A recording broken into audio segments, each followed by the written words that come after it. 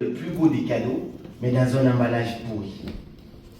La vie te fait le plus beau des cadeaux, mais dans un emballage pourri. Pourquoi je vous dis ça?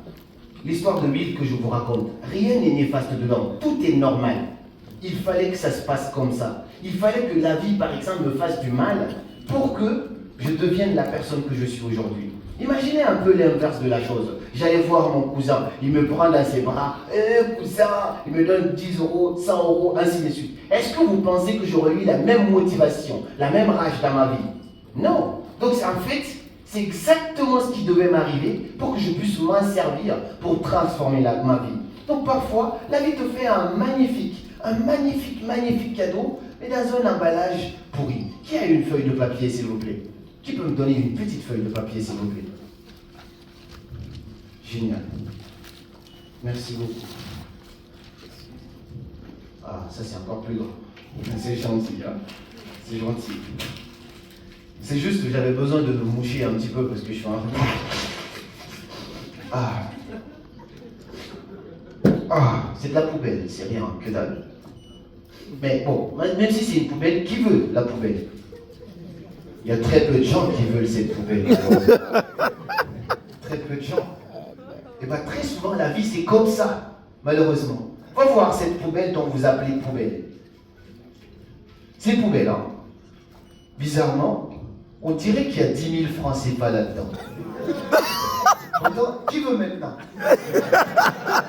Tout le monde le veut finalement. Et bien, je vois l'expérience de la vie comme ça.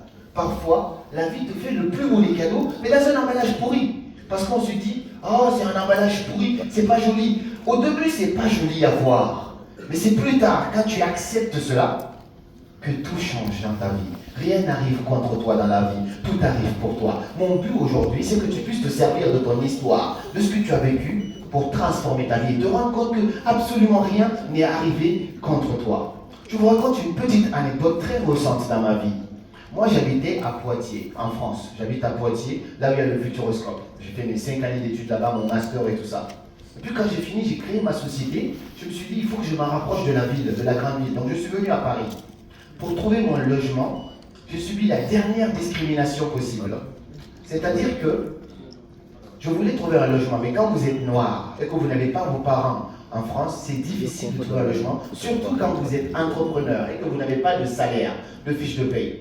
Donc je cherche un logement. Il y a un monsieur qui met une annonce. Au début, c'est ma copine qui postule. Donc, comme elle était blanche, à l'époque, mon copine de l'époque, elle était blanche, du coup, forcément, il a dit oui, je vous donne l'appartement, il n'y a pas de souci. Finalement, monsieur se rend compte que je suis dedans. Donc là, il commence à dire, oui, il faut que vous fournissiez un garant. Je dis, ok, on fournit un garant. Il dit, non, il vous faut un garant qui travaille à la fonction publique en France. Et personne n'a jamais demandé ça. Mais comme je suis maintenant Caramo, Dieu merci, j'ai des anciennes connaissances, des gens qui sont haut placés, j'appelle un ancien prof à moi, qui m'a beaucoup sollicité, beaucoup aidé aussi en même temps. Je lui dis, monsieur, j'ai besoin de trouver un appartement, est-ce que vous pouvez m'aider, entre guillemets, à avoir les papiers nécessaires pour être mon garant? Lui, il me fournit les papiers. Je donne ça au monsieur, il regarde, il dit, non, votre garant là, il ne paye pas beaucoup d'impôts. Il faut un garant qui est non seulement fonctionnaire, qui paye beaucoup d'impôts, et il rajoute qu'il a une maison en France. C'est-à-dire sa propre maison. Je dis, wow! Je dis ça à n'importe qui, personne n'y croit. Maison en France, ça aussi je cherche. Je viens, je lui donne. Il me dit non, lui aussi il ne paye pas beaucoup d'impôts. Je dis, monsieur, vous cherchez quelqu'un qui paye beaucoup d'impôts ou vous voulez tout simplement quelqu'un pour être mon garant? Il dit non, c'est comme ça, bah, si vous avez suffisamment d'argent, allez-y à la banque, bloquez 12 mois de loyer et qu'on vous fasse une attestation et venez me donner. Ça veut dire que le loyer ça coûtait 1200 euros hors charge. 1200 euros, je ne sais pas combien ça fait en France CFA. Mais il fallait que j'aille bloquer ça à la banque et ensuite revenir lui donner ces papiers-là. Tout le monde sait que c'est illégal même ce qu'il me demande. Mais malgré ça, je me débrouille quand même, je fais absolument tout ce qu'il faut. Je trouve un garant qui a tous les critères possibles. Mon garant gagnait 300 000 euros par an. C'était un salarié qui gagnait ça. Il travaillait chez Danone. Pas envie de dire le nom de la personne. Et donc finalement, je lui fournis ça. Il prend tout ça. Et à la dernière minute, cette personne-là aussi désiste. Appelle le monsieur. C'est-à-dire, je prends ma voiture de Poitiers à Paris, je la remplis, je mets tout dedans, même mon piano. Je fais 4 heures de route sur l'autoroute, je paye tout ce qu'il faut, et j'arrive à 5 minutes qu'on me donne les clés. Le monsieur me dit, votre garant a annulé. Donc, je ne peux pas vous donner l'appartement. C'était l'une des nuits les plus difficiles pour moi en France. Je suis là, j'étais obligé de chercher un moyen de dormir cette nuit-là. C'était la nuit la plus difficile parce que j'étais en larmes, j'étais déçu de la vie. Je me dis, mais pourquoi Dieu me fait vivre ça? Mais en réalité, mon bonheur n'était pas dans cette maison-là. Mais j'étais contre ça. J'ai pleuré, mais toute la nuit. Moi, j'ai pleuré toute la nuit. Le lendemain, totalement désespéré, je prends mes affaires de l'hôtel, je vais chez un ami à moi, il regarde toutes mes affaires, je laisse ma voiture là-bas. Un jour plus tard, on m'appelait pour me dire qu'on a trouvé un appartement pour moi, 10 fois meilleur que là où je voulais. Ça, c'est un. De deux, la dame, elle ne m'a pas demandé même ma pièce d'identité. Elle a dit, je sais que vous allez payer. Si vous ne payez pas, je vous fous dehors. Bon. Et là, c'était tellement beau que même les cuillères, il y avait dedans. L'autre, je devais tout acheter aussi, mettre dedans. Déjà, c'était plus cher, mais il fallait que je meuble moi-même. L'appartement était tellement parfait que je pensais qu'on m'a arnaqué. Donc, je refusais de dormir dedans. J'ai les clés, j'allais dormir quand même chez mon ami. Parce que j'ai peur que quelqu'un vienne me sortir de l'appartement. Tellement c'était parfait. Aujourd'hui, je suis encore dans cet appartement-là. Je paye un peu moins cher que là où je devais. Et en plus, je me sens 10 fois plus heureux. Tout est parfait. Rien n'arrive contre toi. C'est tout simplement que parfois, on n'arrive pas à percevoir cette chose-là. Alors aujourd'hui, je veux juste t'inviter à regarder ton histoire, à voir ce que tu as vécu et te dire que ça, c'était la perfection de la perfection. Il fallait que ça t'arrive pour que tu deviennes la personne que tu dois devenir demain. Je ne sais pas ce que tu as subi. C'est peut-être un échec, c'est peut-être un rejet, c'est peut-être une humiliation, c'est peut-être le décès d'un proche à toi. Mais ça, ce n'est pas arrivé pour que ça en reste comme ça. C'est toi finalement qui dois en décider, de décider de qu'est-ce que tu vas faire de ça. Est-ce que ça résonne en vous? Parfois, la vie te fait le plus beau des cadeaux, mais dans un emballage pourri. C'est l'exemple du cadeau là. Cette dame, c'était l'heureux élu, parce que malgré ma poubelle, elle a quand même levé la main, elle a chopé la poubelle. Donc, c'était assez intéressant. Maintenant, tout ce que nous faisons dans la vie est régi par deux choses. Tout ce que nous faisons dans la vie est régi par deux choses. C'est guidé par nos valeurs ou soit par nos croyances. Cette partie, c'est presque la partie la plus importante pour construire un mindset qu'il faut avant d'aborder la deuxième partie qui va arriver dans le côté business. Tout ce que nous faisons dans la vie est régi par nos croyances et nos valeurs. Je vous donne un exemple très simple. Jusqu'en avril 1954, personne n'avait jamais fait le miles. Personne, dans l'histoire de l'humanité, n'avait jamais fait le miles en moins de 4 minutes. Le miles, c'est parcourir les 1000 km en moins de 4 minutes. Personne ne l'avait jamais fait. Dans la tête de tout le monde, c'était impossible. Dans la tête de tous les humains, Jeux olympiques, non, ça, personne ne peut faire ça. Jusqu'en 1954, en avril, et là, il y a un athlète anglais qui arrive, il brise ce record-là. Donc, de toute l'histoire de l'humanité, dans la tête de tout le monde, la croyance de tout le monde, c'est pas possible de faire des milles en moins de 4 minutes. Et il y a une personne qui parvient à briser cette barrière-là. Figurez-vous qu'est-ce qui s'est passé. Depuis 1954 jusqu'à aujourd'hui, plus de 20 000 personnes ont déjà battu ce record-là. Avant 1954, zéro. Après 1954, maintenant même les gamins ont battu le record. Qu'est-ce qui s'est passé? Parce que dans la tête des gens, la croyance était que c'était impossible. Et comme c'était impossible, pour tout le monde, ce n'était pas possible de le faire. Et lorsqu'ils ont vu qu'une personne l'a fait, finalement, ils se sont dit, en fait, c'est possible. Maintenant, même les enfants aussi le font. Les croyances, ce sont des choses qui nous empêchent de créer la vie qui nous inspire. Ta vie ne sera jamais au-dessus de tes croyances. Jamais de la vie. Pourquoi je vous dis ça? Personnellement, quand je suis arrivé en France, j'ai remarqué une chose, et je n'étais pas l'exception. Quand tu prends, qui a été en France ici, s'il vous plaît? Il n'y en a pas beaucoup derrière. Ici, on en voit. Vous voyez dans les métros, dans les transports, dans les trains, ceux qui font le ménage, c'est toujours des Noirs. Ceux qui font le ménage. Donc, à chaque fois, je me pose la question, pourquoi, quand je suis dans n'importe quel train, quand le train circule, il y a des gens qui vont venir ramasser les ordures, les poubelles, c'est toujours les Noirs. Je me suis dit, est-ce qu'il y a un problème en particulier? C'est parce qu'on est vraiment nuls dans la tête. Mais c'est pas fini. Moi en particulier, même si j'étais très brillant en classe, là que j'osais entreprendre comme job, c'était d'aller chercher un job dans le ménage. Parce que dans ma tête, c'était facile. Quand tu me posais deux candidatures, entre postuler en tant que réceptionniste, où je suis bien habillé en costume, et bosser en tant qu'homme de ménage, je préférais aller postuler là où on faisait du ménage. Parce que dans ma tête, je suis noir, je ne mérite que ça. Et quand j'ai compris ce constat-là, je me suis rendu compte que j'étais en train de vivre une vie misérable uniquement à cause de mes croyances, parce que ce n'est pas la réalité. J'en ai eu d'autres croyances aussi d'un jeune homme que j'ai accompagné, qui a fini ses études, mais qui manque énormément de confiance en lui. Il vient me voir, on commence à discuter. Il me dit, oui, mon rêve, c'était de trouver un bon job dans une entreprise de technologie, ainsi de suite. Je dis, mais l'entreprise est là-bas, postule. Oh, non, non, non, non, non, on ne peut pas me prendre, moi. Je dis, pourquoi? Ah, parce que je suis trop jeune. Trop jeune, oui. Je dis, d'accord. Ah, si tu es trop jeune, crée ton entreprise. Oh, tu sais, non, non, non, non, non, moi je ne peux pas créer mon entreprise. Ici, on est en France, les choses sont difficiles. En plus, je suis noir. Deuxième excuse, je suis noir. Ensuite, on discute, je dis, mais comment ça, tu es noir? Voici d'autres noirs qui créent des entreprises. Moi-même, j'ai créé mon entreprise. Ouais, mais tu sais, c'est pas facile. En plus, moi, je n'ai pas d'expérience. On finit encore, il me rajoute une excuse. Oh, tu sais, en plus, je n'ai même pas d'argent pour commencer une entreprise. Tout ce que je lui dis, il me trouve une excuse. Parce qu'il y a quelque chose qui est bloqué dans sa tête ici. Les croyances sont bloquées. Napoléon Hill disait que if you can dream it, so you can do it.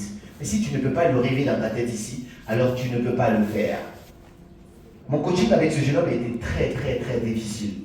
Parce qu'il y avait tellement de nœuds dans sa tête qu'il fallait couper à chaque fois. Mais je me suis rendu compte que le problème, ce n'est pas que ce petit-là. On était tous dans la même chose. Combien de fois nos croyances nous ont empêchés de créer la vie qui nous inspire? Combien de fois ce qu'on croit nous empêche de créer une relation incroyable? La petite anecdote par rapport aux relations, c'est très simple. J'étais plus jeune, j'avais un ami qui s'appelait Kouranko. Il y avait une fille dans le quartier qui était très jolie. Tous les jours, il nous parlait de cette fille-là. Mais pour lui, dans sa tête, la fille elle était tellement jolie que lui, il ne méritait pas d'avoir une femme comme ça. Mais quand tu ne crois pas à quelque chose, la vie aussi te le refuse. Inconsciemment, tu vas voir. Donc, tous les jours, il nous parlait de cette fille-là qui était jolie. À chaque fois qu'elle passait, il se cachait même pour l'admirer, ainsi de suite. Un jour, nous, on va tout négocier pour lui. On parle à la femme, on dit, tu sais, tu plais tellement à Blanco, il aimerait tellement que tu sois sa femme un jour, ainsi de suite. La fille dit, d'accord. Elle-même, elle prend le courage, elle aborde Koulanko.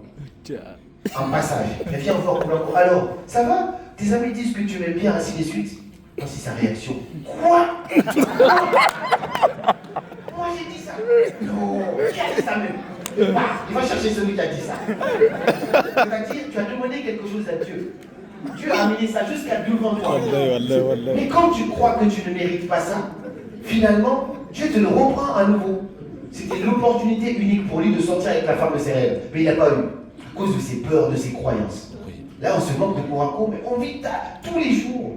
Combien de jeunes en Afrique pensent et croient qu'on ne peut pas réussir ici tant qu'on ne part pas en Occident? Pourtant, on a connu 10 millions d'exemples ici qui ont réussi et qui n'ont jamais même pris l'avion.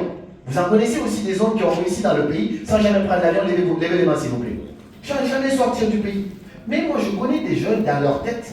On ne peut pas réussir quand on est au pays. Ah, il faut partir là-bas, c'est pour ça qu'on réussit, ainsi de suite. Alors que ceux qui sont là-bas rêvent même de revenir ici, parce que l'avenir c'est l'Afrique, vous entendez encore et encore. Je le dis et je le répète, tu me laisses 1 an en Afrique, je suis multimillionnaire en euros. 1 an seulement. Parce que c'est plus facile de devenir riche ici qu'en Occident. Beaucoup plus facile. Pour faire une conférence comme ça, 10 millions de protocoles. J'ai fait une conférence d'éclic à Paris. J'étais très peu rentable, très peu rentable. Parce qu'au final, au bout du compte, tu as tellement de choses qui te fatiguent, qui te freinent. Alors qu'ici, tu as 10 millions d'opportunités. Mais quand les gens sont dans ça, oh yes, quand les gens sont dans ça, finalement, en fait, ils sont bloqués parce qu'ils ne peuvent pas créer la vie qui les inspire. Qui d'autre reconnaît ici d'autres croyances qui l'empêchent de créer la vie qui l'inspire? Je vous donne d'autres exemples. Il y en a qui pensent que pour créer une entreprise, il faut beaucoup d'argent. Alors que non, ce n'est pas l'argent qui fait le projet, mais c'est le projet qui fait l'argent. Mais tant que tu as une croyance comme ça, tu ne vas jamais lancer une entreprise prospère. Jamais de ta vie. Donc, on a toujours des croyances posées comme ça. Aujourd'hui, ces croyances-là seront dans la poubelle, on va les marcher dessus de la même manière que j'ai marché sur ce papier-là. Est-ce que vous êtes d'accord avec moi? Yes. Magnifique. Maintenant, je vais vous demander juste un petit exercice. Je veux que vous preniez vos blocs-notes que vous avez. que vous notiez 3 croyances qui vous empêchent de créer la vie qui vous inspire.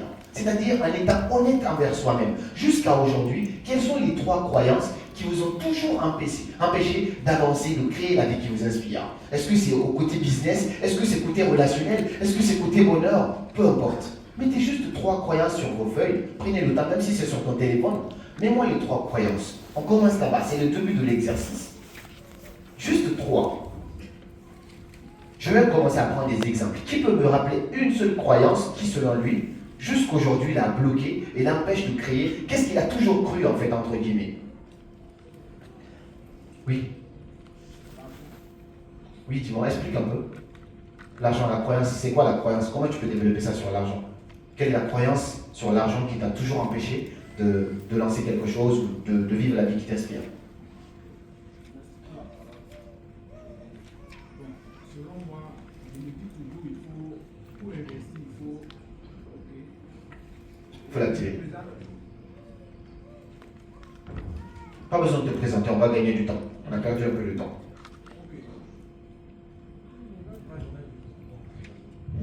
C'est bon. Ok. Bon, selon moi, et l'argent pose un problème.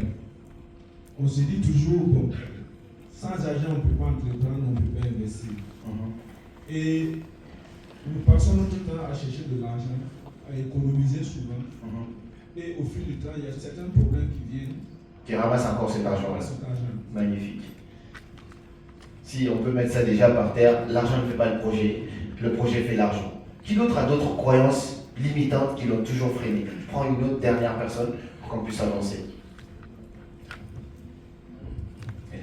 Ah. Bonjour. Moi, particulièrement, c'est la crainte des parents. Là, la crainte, c'est des parents. Ok.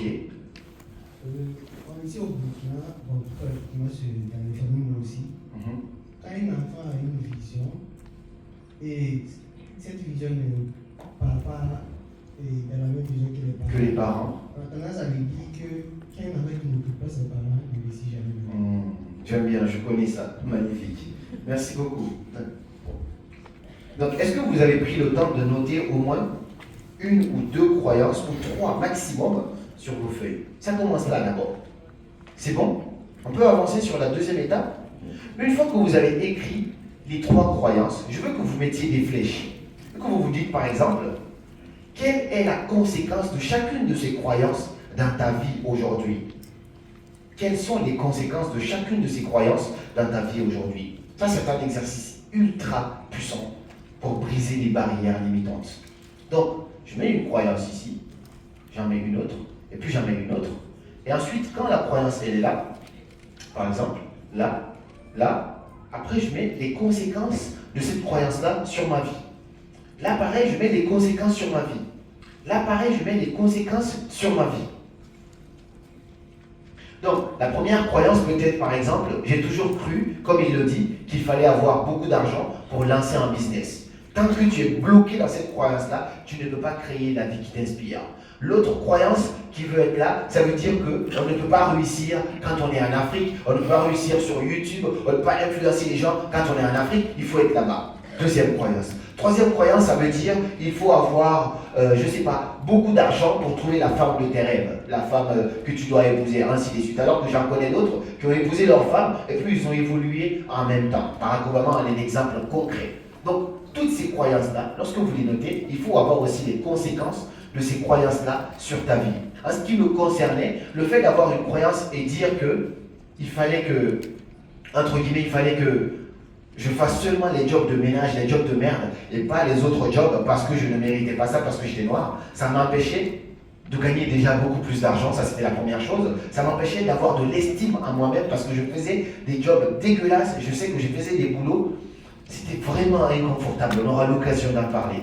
Donc quand tu as les conséquences de ces 3-là, on pourra peut-être avancer sur quelque chose de très puissant tout à l'heure. Je vais demander au DJ de nous mettre une musique. Je vais vous demander de vous lever. C'est la première étape. Et de jouer le jeu avec moi. C'est-à-dire, levez-vous s'il vous plaît. Je veux que vous soyez vraiment connectés avec moi. et faire cet exercice-là en toute profondeur. Celui qui fait semblant, tant pis pour lui. Ni Ibéoko. Moi, je te dis ça. Si c'est une insulte, tu prends. DJ? Ok. C'est beaucoup moins drôle. Mais je veux que tu fermes les yeux et que tu mettes la main sur la poitrine. Que tu fermes les yeux et que tu mettes ta main sur ta poitrine. Tu vois ces 3 croyances que tu as notées sur une feuille. Pour ceux qui l'ont noté, bien sûr. Ceux qui ont fait semblant de le noter aussi, tant pis. Mais on va quand même faire cet exercice-là. Que tu prennes ces croyances-là. Imagine les conséquences de ces croyances dans ta vie. À quel point ces croyances t'empêchent de créer une vie inspirante. Regarde juste ta vie. Regarde à quel point tu es limité d'une certaine manière. Regarde où est-ce que tu pourrais te rendre dans quelques années, dans 5 ans, 10 ans, 20 ans, si tu n'avais pas ces croyances-là. Quelle maison de rêve tu pourrais acheter, quelle voiture de rêve, ainsi de suite. Est-ce que tu vois un peu l'imagination, comment tu pourrais être en éclosion lorsque tu te débarrassais de ces 3 croyances-là? Mais maintenant, je vais te faire un cadeau. Les yeux fermés, parce que c'est seulement comme ça qu'on est en immersion. Je veux que tu imagines ta vie avec ces mêmes croyances-là. Je vais te dire que dans 1 an, tu seras toujours avec ces croyances-là. 1 an dans ta vie, tu seras toujours ami avec ces mauvaises croyances et ta vie ressemblera à la même chose. Les galères, les difficultés, les confusions, tout ça, ça ne va pas. Dans 1 an plus tard, est-ce que ça te parle? Est-ce que c'est ce que tu veux? Tu peux me répondre par oui et par non en criant. Est-ce que c'est ce que tu veux? Non. D'accord. Mais ça, c'est parce qu'on t'a dit que c'est dans 1 an. Maintenant, imagine, on t'envoie l'information, on vient de recevoir un message, que ces croyances que tu as et les conséquences qu'elles ont dans ta vie, tu vas continuer de les avoir encore pendant 5 ans. C'est-à-dire les mêmes souffrances, les mêmes galères, pas de voiture de rêve, pas de maison de rêve, tu ne peux pas amener ta mère à la Mecque, ni là où on part à l'église, non tu peux rien, ta vie c'est toujours la même chose. Les gens qui te refusent continuent encore de te refuser, les gens qui t'ont méprisé continuent encore d'avoir raison sur toi, pendant 5 ans. Est-ce que c'est ce que tu veux? Non. 5 ans, est-ce que ça fait mal, oui ou non? Oui. Maintenant on vient encore de recevoir un nouveau message, qu'au lieu que ça ne soit 5 ans, aujourd'hui, on est en 2025, c'est-à-dire en 2035, 10 ans plus tard, ta vie ressemble à la même chose. Tu es toujours attaché à tes mêmes croyances. On ne peut pas réussir ci, on ne peut pas faire ça, on ne peut pas gagner ci, on ne peut pas aller là. Tout ça, tu as avec les mêmes croyances. Et les gens qui t'ont manqué de respect continuent encore d'avoir raison sur toi pendant 10 ans, c'est-à-dire 2035. Est-ce que ça fait du bien ça? Est-ce que ça fait mal? Oui. Alors, on vient encore de recevoir une autre information en disant que ces croyances que tu as, tu vas continuer de les maintenir encore pendant 20 ans. 20 ans plus tard, c'est-à-dire, au lieu de 2035, ce sera 2045. Jusqu'à 2045, aujourd'hui, je ne sais pas quel âge tu as. Tu as peut-être 20 ans, ben, ce sera quand tu auras 40 ans. Tu as peut-être 40 ans, ce serait quand tu auras 60 ans. Tu as peut-être 30 ans, ce serait quand tu auras 50 ans. Pendant 20 ans de plus, tu es toujours attaché émotionnellement à ces croyances de merde qui te bloquent, qui t'empêchent de créer la vie qui t'inspire. Est-ce que ça te fait du bien? Non. Et bien tu vois cette souffrance-là, essaye d'imaginer encore cette souffrance encore plus grande. Parce que tu n'auras pas réussi à acheter la maison de rêve à ta mère. Tu n'auras pas réussi à sortir tes parents dans la galère là où ils sont là-bas. Là. Tu n'auras pas réussi à faire voyager tes futurs enfants pour les donner une meilleure éducation. Tu n'auras pas réussi à toi simplement mériter et vivre une vie incroyable. Tout ça parce que tu es attaché à ces croyances qui te limitent à croire que ça c'est pas possible, si ce n'est pas possible, et que c'est quelqu'un qui va changer ta vie. Maintenant, je t'amène encore plus loin. Au lieu que ça ne soit 20 ans, c'est jusqu'à la fin de ta vie. Tu es avec ces croyances-là.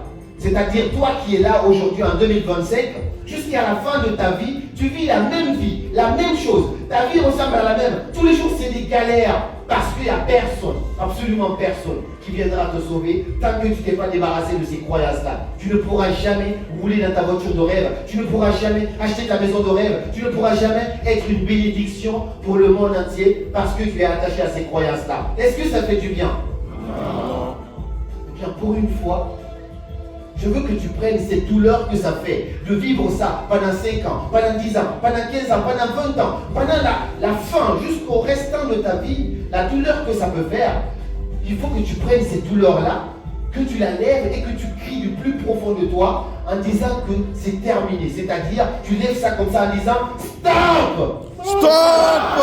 Donc je veux que tu prennes cette douleur-là, qu'elle reste là, parce que ça fait mal de vivre une vie misérable comme ça. Que tu prennes cette douleur-là et que tu la cries en levant ta main, en touchant le ciel, en disant stop! Stop! Alors si ça fait sens pour toi, je te donne une dernière chance. Aujourd'hui pourrait être le dernier jour de cette souffrance-là, tout comme ça peut être le premier jour du restant de ta nouvelle vie. Aujourd'hui, c'est ton éclosion, c'est-à-dire, on est dans un monde de possibilités. Rien n'est possible, rien n'est impossible, sauf ce que toi tu crois être possible ou impossible. Si tu penses que d'ici 1 an, tu seras déjà multimillionnaire, alors tu peux le faire. Mais si tu ne penses pas pouvoir le faire, tu ne pourras pas le faire. Aujourd'hui, tu as l'opportunité de vivre une nouvelle vie, une vie inspirante, une vie qui a du sens et être une bénédiction aussi pour des dizaines, des milliers, voire même des millions de personnes. Si ça fait sens pour toi, je veux que tu te lèves et que tu regardes quelqu'un à côté de toi et que tu lui fasses un câlin et que le DJ nous augmente le volume parce que ça, c'est un câlin de libération. Faites un câlin à quelqu'un qui est à côté de vous, s'il vous plaît. Faites un câlin et veuillez vous applaudir, s'il vous plaît. Un câlin, faites un câlin à tout le monde, s'il vous plaît. Un câlin de libération, s'il vous plaît. Un câlin à chaque personne à côté de toi. Faites un câlin. D'accord. Génial, génial, génial, génial, génial.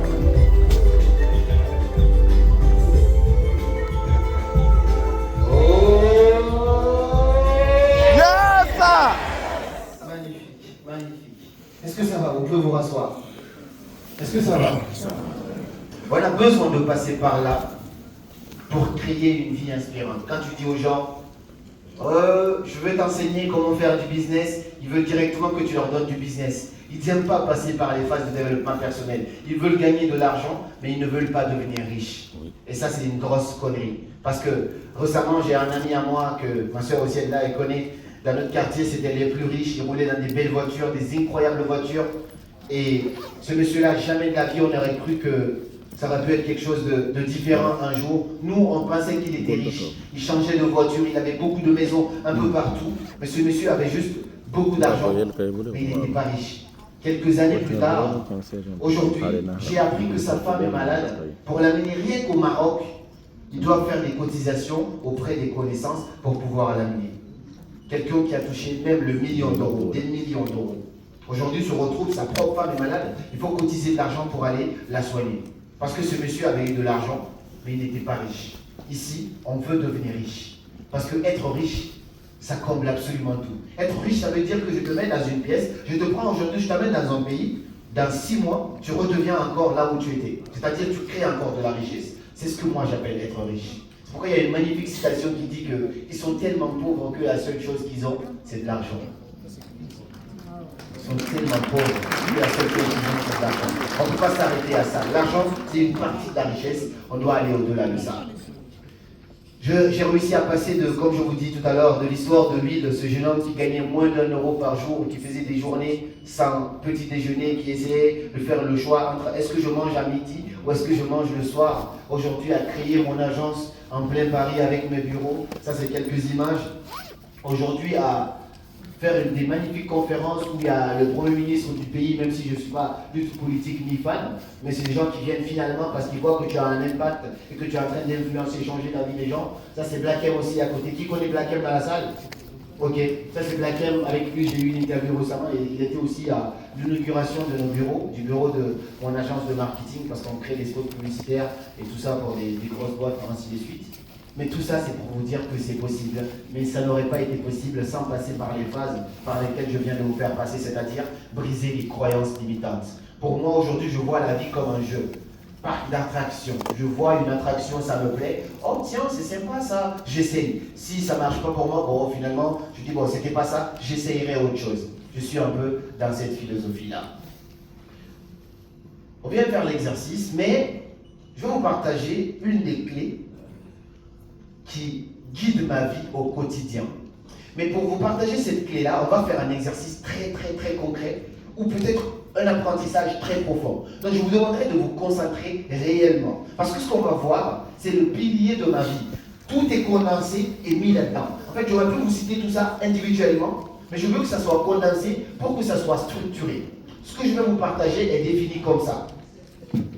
Ce que je vais vous partager est défini comme ça. C'est-à-dire, selon moi, il y a 3 niveaux dans la vie. Que vous soyez entrepreneur aujourd'hui, que vous soyez salarié, étudiant, comme le coach le dit d'ailleurs, étudiant c'est un titre très éphémère, ça passe très rapidement.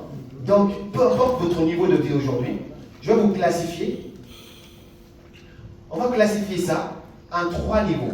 Lorsque vous comprenez ces 3 niveaux que je vais vous établir ici, la vie sera un jeu.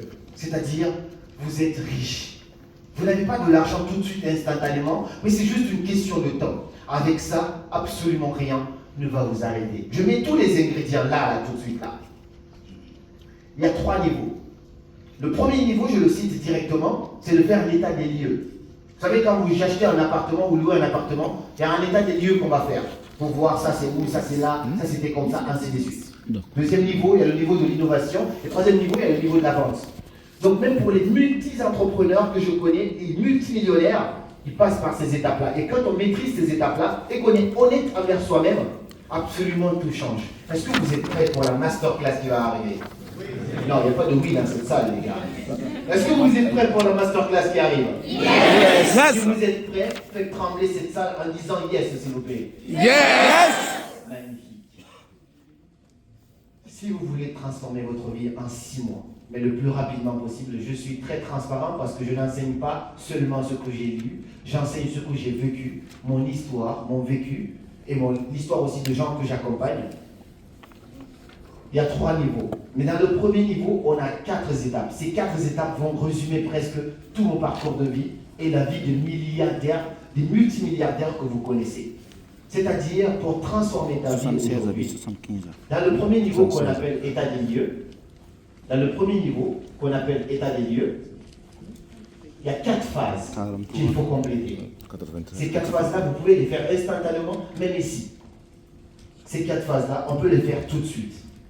C'est-à-dire que la première phase, c'est de dire où est-ce que tu en es aujourd'hui. Donc je te fais un schéma. Là. Où est-ce que tu en es aujourd'hui? Je mets un point d'interrogation ici. Ça, c'est la première phase. On va voir ça comme un truc qu'on va faire avec un pont qu'on va dessiner. Là où tu en es aujourd'hui dans ta vie, c'est important de mettre les mots là-dessus. Je suis dans la vraie transformation, dans le sens où je vous dis, il faut que tu sois honnête envers toi-même. Où est-ce que tu en es dans ta vie aujourd'hui? C'est le premier niveau. Comment ça va financièrement? Comment ça va relationnellement? Comment ça va en termes d'état de bonheur à l'intérieur de toi? Il faut que tu parviennes à mettre les mots là-dessus. Pour faire cet exercice-là, à l'époque, j'étais assis dans une voiture, c'était en 2016-17, j'écrivais exactement ce qu'on me demandait de dessiner, mais sur ma propre vie. Ma vie, elle était misérable à l'époque. Ma vie était misérable parce que je n'avais pas de relation que je voulais. Ben ça, c'était même pas quelque chose auquel je pensais. Pour moi, affaire de relation, ça venait après. Parce qu'il y avait vraiment une précarité. Mais en plus de ça, je n'avais plus mon père. Donc, plus aucun espoir financièrement. Ma mère n'a pas fait de longues études, elle faisait des petits commerces. Elle n'a jamais réussi finalement à s'en sortir. Tous les jours, son business est fini, il faut encore renouveler. Ma mère, c'est ça. C'est génial. C'est le moment en Afrique. Mais elle fait quand même du business. Depuis que je suis né, ma mère a fait du business. Jusqu'à aujourd'hui, elle fait du business. Mais à chaque fois, le chiffre d'affaires revient à 0, tu dois encore remonter le chiffre d'affaires. Chaque fois, c'est ça. Je me moque d'elle, je dis, mais toi, à Maléké, il y en a qui comprennent Maléké ici. À chaque fois, c'est, enfin, ça veut dire mon chiffre d'affaires est tombé, il faut m'aider à renouveler encore. Tout le temps, c'est ça. Mais, moi, c'était de faire le point sur ma vie, de me dire, mon père, il est parti, il a laissé 9 enfants derrière lui. 0 espoir. Moi, je suis le seul garçon de ma mère, 2 sœurs. Il fallait que je reprenne ma vie à main pour devenir quelque chose ou quelqu'un pour ces gens-là. Et donc ça, c'était pour faire le point sur ma vie. Faire le point sur ma vie, c'était de me dire que je n'avais pas les vêtements que je voulais. Je n'avais même pas un vélo à l'époque, mais c'était de faire une introspection honnête envers moi. Ce n'est pas des semblants, les photos Instagram. Non, parce que sur Instagram, tout le monde est riche. Sur Facebook, tout le monde est coach. Mais qu'est-ce que tu es dans la vraie vie? Sois honnête envers toi-même. Ça, c'est la première étape. Faire une introspection, être honnête envers soi-même. Maintenant, une fois que j'ai fait cette première étape de façon très honnête, La deuxième étape, c'est de savoir où est-ce que je veux aller.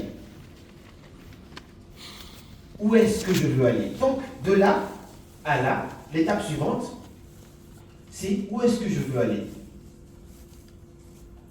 Où est-ce que je veux aller? Ça, c'est le pont qu'il y a là. Où est-ce que je veux aller? Ça veut dire, qu'est-ce que je veux pour ma propre vie? Étant donné que les barrières sont brisées, il n'y a plus de barrières limitantes, on ose rêver. Et quand on ose rêver, on ose demander à la vie qu'est-ce qu'on veut de la vie. Beaucoup de gens veulent avoir des choses dans la vie. Ils veulent réussir dans la vie, mais ne savent pas dans quoi réussir. La première étape pour avoir ce que tu veux, c'est de savoir ce que tu veux. Mais beaucoup ne savent pas ce qu'ils veulent. Ils se réveillent le matin et puis ils vivent la vie. Ils laissent Dieu les guider. Ils continuent à prier à la mosquée, à l'église. Mais même si tu continues à faire toutes les mosquées où tu pries 24 heures sur 24, si tu ne demandes pas clairement à la vie ce que tu veux, tu ne l'auras pas. C'est pour ça que vous devez prendre le temps. Je me rappelle à l'époque, je vais vous faire sortir une image peut-être tout à l'heure, où j'écrivais en fait exactement ce que je devais devenir dans un petit cahier. Vous allez voir, je pense, là, ça c'était, on dit il y a 5 ans. Et j'ai capturé ça l'année dernière. Donc il y a 6 ans de ça, 2019, quelque chose comme ça, j'étais en train de lire un livre. Et j'écrivais, je vais réaliser de grandes choses dans ce monde. Le monde a besoin de moi. Mais ça c'était juste sur mon petit truc sur lequel je lisais. Mais au-delà de ça, parce que ça, aucun de vous ici ne me connaissez. Personne. Peut-être une personne avec qui j'ai étudié, qui est là, Chérif, dans la salle. J'ai fait l'université avec Chérif. Il est au Burkina Faso en ce moment. Donc je l'ai invité pour qu'il puisse venir. Tout ce que je dis là, il peut en témoigner. Donc, j'écrivais ça. Ça, j'étais arrivé à peine en France, donc je lisais. Mais j'avais un cahier, c'est un cahier de 2016. Même quand j'ai perdu mon père, c'était un bloc-notes personnel, j'écrivais dedans. Je me rappelle ma première nuit en France. C'était tellement douloureux, je regrettais même pourquoi j'ai mis pied en France, parce que tu rentres dans un monde de solitude, tu as un appartement, ça fait 6 mois, tu ne vois pas ton voisin. Je sais pourquoi j'ai quitté mon pays pour venir. J'étais dans le regret, très honnêtement. Mais tout mon parcours était écrit. Ma première nuit, je me rappelle de mes textes encore, c'est dans ce cahier-là, c'est très confidentiel. Même si je t'aime à la folie, je ne laisse personne ouvrir ce cahier. Peut-être je peux me permettre de faire lire une page à quelqu'un, mais c'est un cahier qui est très confidentiel. Donc j'écrivais derrière mon cahier en disant, première nuit en France, j'écrivais la date 24 août 2018, ma famille me manque, ma mère et mes sœurs me manquent, j'espère que je vais réussir très rapidement pour pouvoir les sortir de la pauvreté. J'écrivais mot par mot ces trucs-là, j'ai encore le cahier avec moi. Il est chiffonné dans tous les sens, mais je l'ai encore. Mais j'écrivais avec précision tout ce que je voulais de la vie. Ça commence là, c'est-à-dire demander, n'ayez pas peur de demander à la vie. Demandez à la vie exactement ce que vous voulez. Et quand vous demandez à la vie, on peut encore préciser ça ici tout à l'heure. Parce que je vous dis, je condense tout ça là-dedans. Vous allez voir tout à l'heure. Première étape, être honnête envers soi-même. Deuxième étape, savoir qu'est-ce qu'on veut de la vie. Où est-ce qu'on veut aller. Qui prend des taxis ici? On prend tous des taxis quand même. Qui prend un taxi? On prend tous des taxis dans la vie quand même. Mais qui est monté déjà dans un taxi sans dire au chauffeur où je vais? Tu montes, imagine aujourd'hui, bon, on est à Ouagadougou, comme c'est le pays des hommes intègres, tu montes parce que tu es intègre, le taxi il est intègre, chauffeur, on y va. On y va ou non, on y va seulement. Il va dire tu es fou, on est d'accord. Mais dans ta vie, c'est exactement pareil. Tu peux pas monter dans le taxi de ta vie sans savoir où tu vas. Il faut demander quelque chose à la vie. Mais c'est pour ça que je vous demande d'être précis dans vos demandes. Une fois, bon, je n'ai pas de pièces sur moi, j'ai demandé dans une conférence qui veut devenir riche ici. Tout le monde a levé la main. Qui veut beaucoup d'argent? Tout le monde a levé la main. J'ai sorti des pièces en euros, j'ai partagé aux gens. Donc voici l'argent, vous voulez beaucoup d'argent. Normalement, pour certaines personnes dans un coin de ce village, ça, 1 euro, c'est beaucoup d'argent. Parce que tu n'as pas demandé avec précision, il faut que tu demandes exactement ce que tu veux. Un exemple que j'aime bien faire, même mon mot de passe, c'est-à-dire mon Bluetooth, c'est en vibration de ce que je veux cette année. J'écris par exemple que cette année, je veux gagner 2 millions d'euros. Ça, c'est mon objectif. Même vous prenez mon téléphone, mon AirDrop, là, c'est ça. C'est Bluetooth, c'est ça. 2 millions d'euros. J'écris ça. Maintenant, quand j'écris 2 millions d'euros, dans ce que je veux là, je veux faire en sorte que ça soit tellement clair que, même en dormant, je sais déjà où est-ce que je dois me mener. C'est-à-dire, l'anecdote par rapport à ça, c'est quoi? En 2016-15, quand j'ai découvert ce développement personnel-là, 16 du coup, j'avais ma chambre en Guinée. Mon père, il était parti, mais dans ma chambre, bah, j'étais titulaire de ma chambre, propriétaire de ma chambre, quoi. Moi, j'écrivais mes objectifs sur le mur. À ce moment-là, j'ai écrit sur le mur 10 millions. Parce que j'avais commencé la vente des livres. Moi, je me dis, je veux 10 millions. J'ai demandé exactement à la vie ce que je voulais. Quand j'ai écrit 10 millions, moi, je pensais avoir ces 10 millions-là en 6 mois, 1 an, 10 millions de francs guinéens, ça fait 1000 euros. Mais moi, je n'avais jamais gagné 100 euros de ma vie. En 2016, je n'avais jamais gagné 100 euros. Donc, j'ai écrit ça. Au bout de 2 mois, je suis venu, j'étais obligé de rajouter 1 zéro à la fin. Parce que j'ai atteint les 10 millions assez rapidement. Parce que ça commence par écrire avec précision. Maintenant, quand j'écris, aujourd'hui, je suis à un autre level, quand j'écris mes 2 millions d'euros, donc je n'ai pas envie trop de ça dire parce que je n'ai pas fini ici, mais là, j'écris mes 2 millions d'euros, voilà ce que je vais faire maintenant, d'accord? Et ça, je demande à chacun de le faire. Ça veut dire détailler le plan de votre objectif. J'ai écrit les 2 millions parce que je veux savoir exactement où je veux aller. Parce que je suis entrepreneur, je sais que je fais de la vente ambulante, je fais quoi que ce soit. Quand j'ai écrit mes 2 millions, je vais maintenant mettre ici quelles sont les sources de revenus qui doivent me mener à ces 2 millions-là. Il faut que je sois très clair avec moi-même. J'ai mis 2 millions. Maintenant, comment je dois faire pour aller chercher ces 2 millions-là? Il faut que je mette des activités d'abord. Les activités dans mon business. Les activités dans ton business. On n'a pas les mêmes business. Mais tu mettras ici des activités qui vont te permettre. Si tu es commerçant, tu vas dire la vente des mèches, je vais mettre ça ici. Les interventions en tant qu'intervenant, je vais mettre ça ici. Mon immobilier que j'ai là-bas, je vais mettre ça ici, ainsi de suite. Moi, ce qui me concerne, je vais te dire par exemple, bon, je suis conférencier aussi, donc je vais mettre par exemple les conférences ici. J'ai une agence de marketing, je vais mettre ici agence. Ensuite, j'ai quoi? J'ai mes réseaux sociaux, je vais mettre ici réseau. J'ai quoi d'autre? Les formations que je donne, je vais mettre ici formation. J'ai pas fini. Je suis consultant, c'est-à-dire j'interviens pour accompagner les entreprises. Je peux mettre ici consultant. Quand j'ai mon objectif, il faut que je mette toutes les sources de revenus qui peuvent m'aider à aller chercher mon objectif. Ça, c'est la première étape. Deuxième étape, ce que je fais dans ce cas-là, c'est très simple. Maintenant, je vais demander à chaque source de revenus combien ça peut me rapporter dans cette année-là. Il faut que je sois clair et honnête envers moi-même. C'est-à-dire, je me dis, ok, avec les conférences, supposons pour un objectif de 2000, combien je dois faire pour pouvoir atteindre le chiffre d'affaires global que ça peut m'apporter les conférences? Je peux faire une connerie, je raconte par exemple 100 000. Donc je te dis que les conférences seulement peuvent me rapporter 100 000 euros. C'est pas beaucoup, mais je me dis, c'est quand même une première étape pour s'approcher d'ici. Deuxième chose que je vais demander, j'ai une agence de marketing. Là aussi, on se fixe un objectif de chiffre d'affaires de 200 000 par exemple. 200 000. 200 000 euros. Ensuite, les réseaux sociaux, tu vas te dire, bon, mes réseaux sociaux, YouTube, Facebook, TikTok, peuvent aussi me rapporter un peu d'argent. Je vais mettre un peu pessimiste là-bas, 50 000. Et puis aussi, tu vas te dire, les formations, bon, les formations peuvent me rapporter, bon, je monte un peu plus, 500 000. 500 000 euros. En tant que consultant aussi, tu es rémunéré pour faire des interventions, tu vas mettre aussi un certain montant. Je sais que beaucoup de gens ne sont pas très à l'aise avec l'argent, mais il faut parler des chiffres. Qui est à l'aise avec les chiffres ici?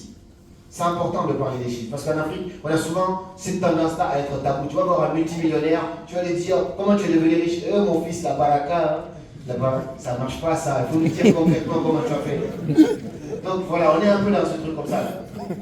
Une fois que tu as écrit tout ça, maintenant tu vas pouvoir détailler. Combien de ça là vont te permettre d'atteindre les 100 000? Combien de ça vont te permettre d'atteindre les 200 000? Combien de ça, qu'est-ce que tu dois faire comme action? Pour les vidéos, par exemple, je te donne un exemple très simple. Pour atteindre les 50 000, c'est vraiment très facile. Je peux te dire, je fais 2 vidéos YouTube par semaine. Avec ça, avec les autres réseaux et tout ça combiné, je peux m'approcher des 50 000. Ça, c'est OK. Donc, je vais te dire quoi aussi? Les formations. Si j'ai un programme de formation, il faut que je parvienne à vendre. Je divise ça par le nombre de prix, par exemple, de ma formation. Si ma formation coûte 500 €, il faut que je vende 500 €. Ça, la diviser par 500 €, donc le nombre de clients. Ça aussi que je mets dans ma tête. Là aussi, je monte des consultings. Il faut que tout soit clair de façon propre. Lorsque c'est clair, absolument rien ne peut t'arrêter. Je rajoute un ingrédient avant d'aller sur le troisième point. L'ingrédient que je rajouterai ici, c'est d'être obstiné par ton objectif. C'est-à-dire, il faut être fou. L'objectif, c'est quoi? Là, je vous dis par exemple que mon airdrop s'appelle 2 millions. En 2000, je pense que c'était autour de 2022, je voulais faire mes premiers 100 000 € dans mon business. Tous mes amis le savaient. J'avais une Peugeot à ce moment-là. En 2022, j'avais une Peugeot à peine. J'ai pris ma Peugeot, la direction, tu sais quand tu conduis ta voiture, le logo de la voiture que tu vois. Là-bas, j'ai mis 100 000. Donc je ne voyais plus le logo, c'était Peugeot 206, j'avais plus de Peugeot, je voyais 100 000. Dans mon appartement, quand je suis dans mon lit, ce que je vois, la première image que je vois, c'est 100 000. Quand j'ouvre mes toilettes, d'abord pour ouvrir, je vois 100 000. Et puis quand je suis assis aussi aux toilettes, je vois 100 000. Quand je suis couché dans mon lit, mon mur en haut, là, je vois 100 000. J'étais obsédé par l'objectif. Ça fait que même quand j'allais en boîte avec mes amis, je sortais avec eux, il suffit que mon téléphone sonne, je vois mon fond d'écran, mon cœur il bat. Je me dis, il y a un objectif qui n'est pas atteint quelque part. Tu rentres, tu deviens encore plus discipliné et aligné. Ça ne veut pas dire qu'il n'y a que l'argent qui a du sens, mais quand tu sais ce que tu dois faire de ton argent, tu es motivé de le gagner finalement. C'est pour ça que vous devez être obstiné par votre objectif. Est-ce que ça fait sens pour vous? Dites yes, s'il vous plaît. Yes. Magnifique. Maintenant, je vous ai dit que le premier niveau, c'est savoir où est-ce que tu en es aujourd'hui. Deuxième niveau, savoir où est-ce que tu veux aller. Ça doit être le plus clair possible. Plus c'est clair, mieux c'est. Troisième niveau maintenant, c'est de savoir pourquoi tu dois aller là. Ça, c'est le pont qui sépare les deux. Pourquoi tu dois aller là? Voici les équations qui préparent. Finalement, tu le vois dans la rue, il marche comme un millionnaire, mais il n'a pas d'argent encore. Toi, tu le vois, tu dis, il est fou, mais dans sa tête, il a déjà ces millions-là. Et ça commence là. Voici les équations. Pourquoi tu dois gagner ça? Le pourquoi, c'est la chose la plus importante dans toute cette équation-là. Comment? Généralement, la question, c'est bien, comment devenir riche? C'est ça, non? Mais les gens ne demandent pas pourquoi. Le pourquoi est beaucoup plus important. Le pourquoi est important en quoi? C'est-à-dire que lorsque le pourquoi il est fort et puissant, le comment finit toujours par arriver. Je vendais des livres, moi, parce que je sais qu'on vous recommande beaucoup de faire de la vente ambulante. J'étais le numéro 1 de vendeur ambulant à l'époque. Je vendais des livres à l'époque. Des livres que moi-même j'avais écrits, que j'appelais devenir extraordinaire. Et j'allais vendre ça dans les universités, dans les lycées. Shérif, il est là, il connaît. On était étudiants, dès que j'avais pas cours, puf, j'allais vendre mon livre. Et il y avait une université, une école où je devais aller vendre. Il y avait beaucoup d'effectifs là-bas. Quand la salle elle était pleine comme ça, moi j'étais content. Parce que ça veut dire plus de monde, plus de ventes. Je me formais dans des stratégies, prise de parole, ainsi de suite. Là, j'arrive dans cette école-là. D'habitude, je demande au directeur, bonjour monsieur le directeur, est-ce que vous pouvez m'accorder 2 minutes, je vais présenter mon livre, s'il vous plaît. Il t'accorde les 2 minutes, tu vois, tu fais après, tu passes. Tu lui donnes quelques exemplaires ou un petit billet cola, pris de cola. Mais là, je viens dans ce lycée-là, c'était un très grand lycée. Je me présente, je dis, monsieur, voilà, ainsi de suite. Il dit, oh, mon petit, tu parles bien, hein, mais bon, nous ici, on a interdit ça. Tu ne vas pas ici. Donc, j'étais assez triste parce que, juste avant ça, l'anecdote, je ne me fatigue jamais de raconter celle-là. Juste avant ça, j'ai promis à ma mère de lui acheter un congélateur. Dans mon pays, il fait aussi chaud qu'ici aussi, mais pas autant, parce que ici, c'est le top. J'ai dit à Jamila, j'ai dit, si je suis ici, il y a un premier business que je vais lancer, c'est vente de soleil, ou vente de poussière aussi. Il fait tellement chaud, c'est magnifique, mais j'adore. Mais chez moi aussi, il fait très chaud. Et quand il fait chaud là-bas, les femmes, elles vont congeler des glaces, donc l'eau, pour vendre des glaces. Mais il faut un bon congélateur pour faire ça. Ma mère, elle voulait ça. Moi, j'ai promis à ma mère, je lui dis, lorsque je vais faire mes prochaines ventes, je te promets de t'acheter un congélateur. J'avais plus de stock. Et donc, je vais pour vendre là-bas, mais le directeur, il est tellement têtu, je viens, je démontre tout. Il me dit non, tu passes pas. Donc, le lendemain, je rentre chez moi, j'ai envie d'abandonner, mais je vois ma mère qui est en train de faire la vaisselle. Je me dis, waouh, si je ne fais pas ce truc-là, ça va être un peu difficile. Et donc, je me forme la nuit, je regarde encore des vidéos YouTube. Chez nous, à l'époque, j'étais tellement dans la galère qu'il fallait que j'attende minuit pour acheter quelques passes de nuit pour regarder les vidéos. Donc, je consomme les vidéos à ce moment-là. Je me forme encore en technique de prise de parole et tout ça. Le lendemain, je viens avec d'autres techniques. Je me présente encore. Bonjour monsieur, alors je suis monsieur Karamo Sangaré, j'ai un livre. Il dit, oh mon petit, tu vois que tu t'es même amélioré en parole. Mais tu vas parler comme ça, si tu veux mettre l'eau chaude ici, tu ne vas pas rentrer ici. Difficile. J'ai jamais vu un directeur aussi têtu. Hein. Incroyable. Je rentre encore chez moi, dévasté, triste. Troisième fois, je me forme encore la nuit. Toute la nuit, je regarde des vidéos. À chaque fois que j'ai envie d'abandonner, je pense toujours à une chose derrière. Le pourquoi. Pourquoi je veux le faire. Et là, je reviens encore. Cette fois, je vais acheter un costume. Les costumes, j'étais gros dedans. Comme j'étais petit dedans, le costume était gros pour moi. J'ai acheté ça à un fur prix. Ça coûtait même pas cher. J'ai mis le long soulier là, je suis venu top. Je voulais avoir une autre image de moi. Puis, quand je viens, je me présente. Bonjour monsieur, me dit, je vois que tu as même mis un costume aujourd'hui. Il dit, mon petit, si tu veux pas un costume de ton père, tu vas pas rentrer ici. Moi, j'ai fait tout ce que je pouvais. Hein. C'était le maximum que je pouvais. Normalement, j'étais censé abandonner. Et je rentre chez moi. La dernière option qui se pose à moi, je me dis, si je ne vends pas ici, ma mère n'aura pas le congélateur que je lui ai promis instantanément. Et c'était une magnifique opportunité parce que c'était le lycée le plus rempli du coin. Ça s'appelait lycée Philly. La nuit, ce que je fais, c'est terrible. Je ne conseille à personne. Ça, c'est moi. Si vous le faites, je ne suis pas celui qui a recommandé en tout cas. J'ai pris une feuille, j'ai écrit, cher enseignant, s'il vous plaît, veuillez accorder 5 minutes à cet étudiant afin qu'il présente son livre. Signé, monsieur le proviseur. Voilà. Merci beaucoup. Quand on sait pourquoi on veut les choses, le comment finit toujours par venir. Je prends cette feuille-là, je vais dans les classes. Je jette coup d'œil, il est assis dans son bureau, mais je ne passe plus par le bureau. Je vais directement dans les classes. Je présente ça à un prof, il voit, oh, c'est le proviseur, ouais, passez. Le prof même m'accompagne. Je vends, mon sac il est plein. Je suis accompagné par Sakni Soto. Mon sac il est tellement rempli. Et finalement, dans la dernière salle, là il me suit. Il est là à la fenêtre, il y avait des fenêtres en grille comme ça. Il est là, il tient la fenêtre comme ça, il me regarde. Après il me dit, tu as fini? Ça c'était un grand jour. C'est une belle histoire, hein, magnifique. Là, mon cœur commence à trembler, mais dans tous les sens. Tu as fini? Je t'ai pas dit de ne pas rentrer ici. Je n'ai pas le mot, je le regarde, et il me dit, pourquoi tu as fait ça? Je me rapproche juste, le même mot, pourquoi? Et juste une phrase qui m'est sortie, je me rappelle. Je lui dis, parce que ma mère en a besoin. C'est tout ce que je lui dis, parce que ma mère en a besoin. Et là, il fait tous les bruits possibles. Il dit, appelez la police, je vais l'enfermer lui, ainsi de suite. Il prend mon sac. Il a mon sac comme ça. Moi aussi, j'ai mon sac. On est arrêté comme ça. On va parler, hein. Mais mon sac, là, tu ne bouges pas avec ça.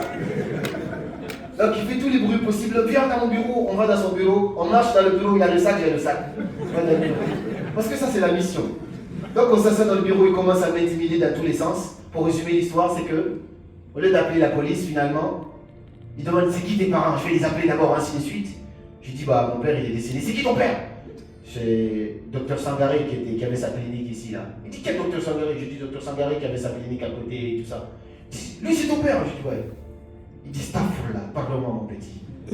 Directement, il repose mon sac. Il me dit, je suis désolé, ton père m'a sauvé la vie. Mon père était médecin. Il dit qu'il était malade, gravement malade un jour. C'est mon père, on l'a amené, mais vraiment à l'urgence. C'est mon père qui l'a sauvé la vie. Qu'il ne le savait pas, parce qu'il ne connaissait pas ses enfants. Il m'a demandé pardon. Finalement, il m'a libéré. Et tout ça pour vous dire quoi?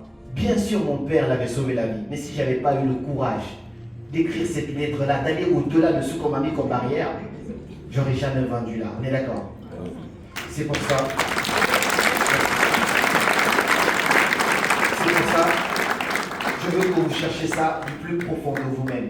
Parce que vous l'avez tous, ce pourquoi-là. Chacun a une histoire ici. Ça dépend de quel sens tu donnes à ton histoire. Tout le monde a une histoire. Si je vends mon histoire aujourd'hui, si je la raconte, de pays en pays, ainsi de suite, c'est parce que j'ai donné du sens à cette histoire-là. Mais la clé, elle est là.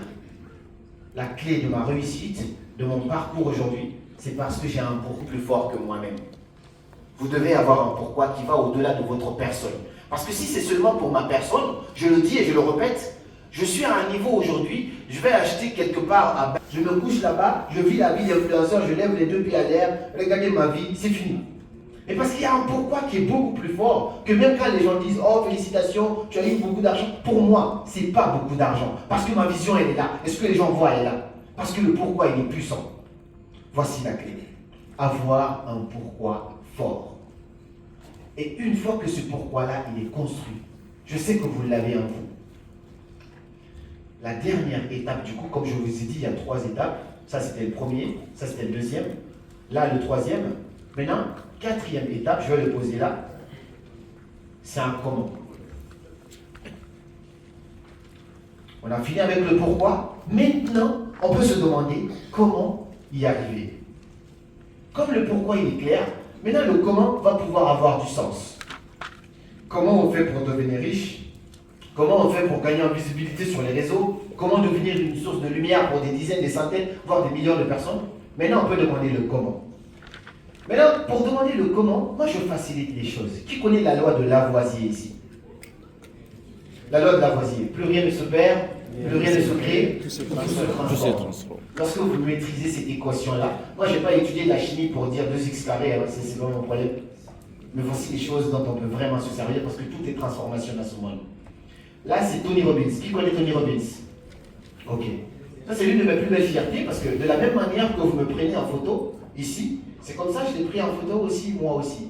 Donc, on a parlé dans le live avec coach. Là, on est à un séminaire de 4 jours de Tony Robbins à Cologne, en Allemagne, avec plus de 14 000 personnes. 14 000. Bon, ça, cette photo, c'est moi, je suis assis juste derrière la dame avec son casque. Plus de combien de nationalités dans la salle? Les gens ont des casques. Ceux qui ne comprennent pas l'anglais, ils ont des casques pour écouter. 14 000 personnes. Une chose m'a seulement choqué, je vous en parle rapidement, c'est que dans ces 14 000 là, moi, je n'ai pas vu 10 noirs là-dedans. Je n'ai pas vu 10 noirs dedans. Donc, au total, j'ai fait le résumé, je me dis peut-être qu'on n'est pas 50 ici. Sur 14 000. Par contre, on est prêt à se donner de la force pour remplir des stades quand il s'agit de faire la fête. Après, on dit, oh, l'Afrique est en retard, ainsi de suite. Mais on est où quand il s'agit de choses qui font réellement bouger les choses? Là, la place minimum, elle coûtait 1 000 €. Ça, c'est des gens qui sont, vous voyez, des gens au bout là-bas, là. Mais il y a encore des gens encore au-dessus de là-bas, dernier étage, 1 000 €. C'est-à-dire, tu vois sur un écran le monsieur. Maintenant, pour être en bas, là où moi j'étais, c'est 2500. Là-bas, c'est 5 000 €. Tout ça pour juste se former. Et tu dis aux gens, 25 000 francs, c'est pas, oh monsieur, c'est cher, hein, on peut diminuer un peu. Mais moi, j'ai payé au total 3 500 € pour suivre ça au total, entre le billet et tout ce qui va avec. J'ai pris ma voiture d'ailleurs et l'hôtel et tout ça. Pourquoi je vous dis ça? Le secret ultime de la réussite, c'est la modélisation. Et le comment se trouve dans ce truc-là. Tu veux réussir en tant que photographe professionnel? Demande-toi qui est le meilleur photographe de ce pays ou de ce continent. Comment il fait? Où est-ce qu'il s'est formé? Qu'est-ce qu'il suit comme programme? Inspire-toi. C'est pas copie-le, non. Inspire-toi de celui-là. Moi, c'est celui-là qui m'a fasciné dans le développement personnel depuis l'époque. Le premier livre que je lis qui transforme vraiment ma vie, c'est Pouvoir illimité de Tony Robbins. J'avais même pas d'argent pour l'acheter. Je l'ai lu en résumé à l'époque. Mais les exercices qui te fait faire ainsi de suite, je voulais rencontrer ce monsieur-là parce que il m'a fasciné. Et ce monsieur m'a tellement fasciné que j'ai adapté les pas en m'inspirant de sa façon de parler, même de sa façon d'applaudir. Quand j'étais au Congo, on m'a dit que j'étais bizarre. Les gens applaudissent comme ça. Moi, j'applaudissais comme ça. Parce que ce monsieur, il applaudit comme ça. Parce que ça m'était tellement traversé là que c'était devenu naturel pour moi. Ce que je veux vous partager ici, c'est que si vous avez un modèle, si vous voulez réussir plutôt, trouvez un modèle. Dans n'importe quel domaine, trouvez un modèle. Je veux devenir président, mais un bon président pour mon peuple, je dois avoir un modèle de président. Je veux devenir un excellent vidéaste dans ce pays, il faut que j'ai un modèle en tant que vidéaste. Mon modèle n'est même pas obligé d'être devant moi. Il peut être aux États-Unis, peut-être qu'il est décédé, mais je peux quand même m'inspirer de quelqu'un. La loi de Lavoisier. Parce que si tu essaies de réinventer la roue, tu vas perdre beaucoup de temps. Par contre, si tu essaies de t'inspirer de quelque chose qui a déjà marché, c'est génial. La modélisation consiste en cela. Pourquoi la modélisation, elle est importante? Je vais revenir sur cette feuille tout à l'heure. Tout à l'heure, je vais revenir. La modélisation, elle est importante parce que je prends l'exemple sur 2 personnes. Je vais prendre l'exemple sur... Rappelle-moi le prénom, Zafir. Il y a Zafir qui est là, et puis je vais prendre l'exemple sur Iva. D'accord? Donc Zafir et Iva sont là. Donc là, je mets Zafir ici, Zaf, avec Z. Bon, moi Z là. Et là, je mets Iva. D'accord? Vous voyez tout ça, on est d'accord? Vous voyez tout ça? Oui. Vous dormez? Oui. Hey, vous dormez? Faut pas dormir, on est au pays des hommes intègres. On est intègre même avec le temps. Oui. Donc, j'ai 2 personnes qui ont un objectif en commun qui est d'arriver ici. Ça, c'est le point. Ici, en bas. Zafir est là, Iva est là. Mais Zafir, lui, il a décidé d'aller tout seul. Oh, mais tu sais, moi, je vais y arriver tout seul, je vais... Donc, lui, il est là. La ligne de départ est là. Iva, lui, se dit, je vais me faire accompagner ou je vais avoir un mentor. Je vais trouver quelqu'un qui a déjà fait le parcours que je veux faire. Et comme ça, il va peut-être me dire qu'est-ce qu'il faut faire, qu'est-ce qu'il ne faut pas faire, qu'est-ce qu'il faut éviter, ou je vais m'inspirer de son parcours avant d'innover. Donc, il va se faire accompagner par un petit coach qui est là, ou sinon avoir un modèle qui est là, lui. La différence entre les deux, c'est qu'il n'y a jamais de ligne droite vers la réussite, on est d'accord. Il y a forcément des barrières, des chemins, des embûches, tout ça. Mais quand Zafir va commencer le chemin, il va arriver ici, il y a une barrière. Il va donc prendre la route, tac, il va prendre une barrière. Ça va lui prendre peut-être 1 an, 2 ans pour quitter cette barrière-là. Ensuite, il va comprendre que ça, ce n'est pas la bonne route. Il va reprendre cette route-là. Il continue encore ici, il se prend encore une autre barrière. Puis, il va se rendre compte que non, là, il faut même que je fasse demi-tour d'abord. Il fait encore demi-tour. Ensuite, il reprend une autre route ici, là. Ici, encore barrière. Puis ici, là. Ici, encore barrière, jusqu'à arriver ici. Le seul problème, il est peut-être arrivé à destination, mais ça va lui prendre peut-être 10 ans. Parce qu'à chaque fois, il faut qu'il reprenne à zéro, il faut qu'il... ainsi de suite, il y a tout ça. Alors qu'à l'inverse, il se dit, je vais m'inspirer de quelqu'un qui l'a déjà fait.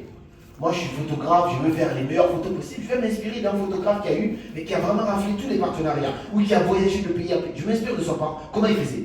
Donc lui, il se motive ici, il essaie de s'inspirer. Maintenant, le mentor, il a compris que quand il avait fait ici, il y avait une barrière. Donc, au lieu de passer par ces pierres-là, on va dire les obstacles sont là aussi. L'objectif est là.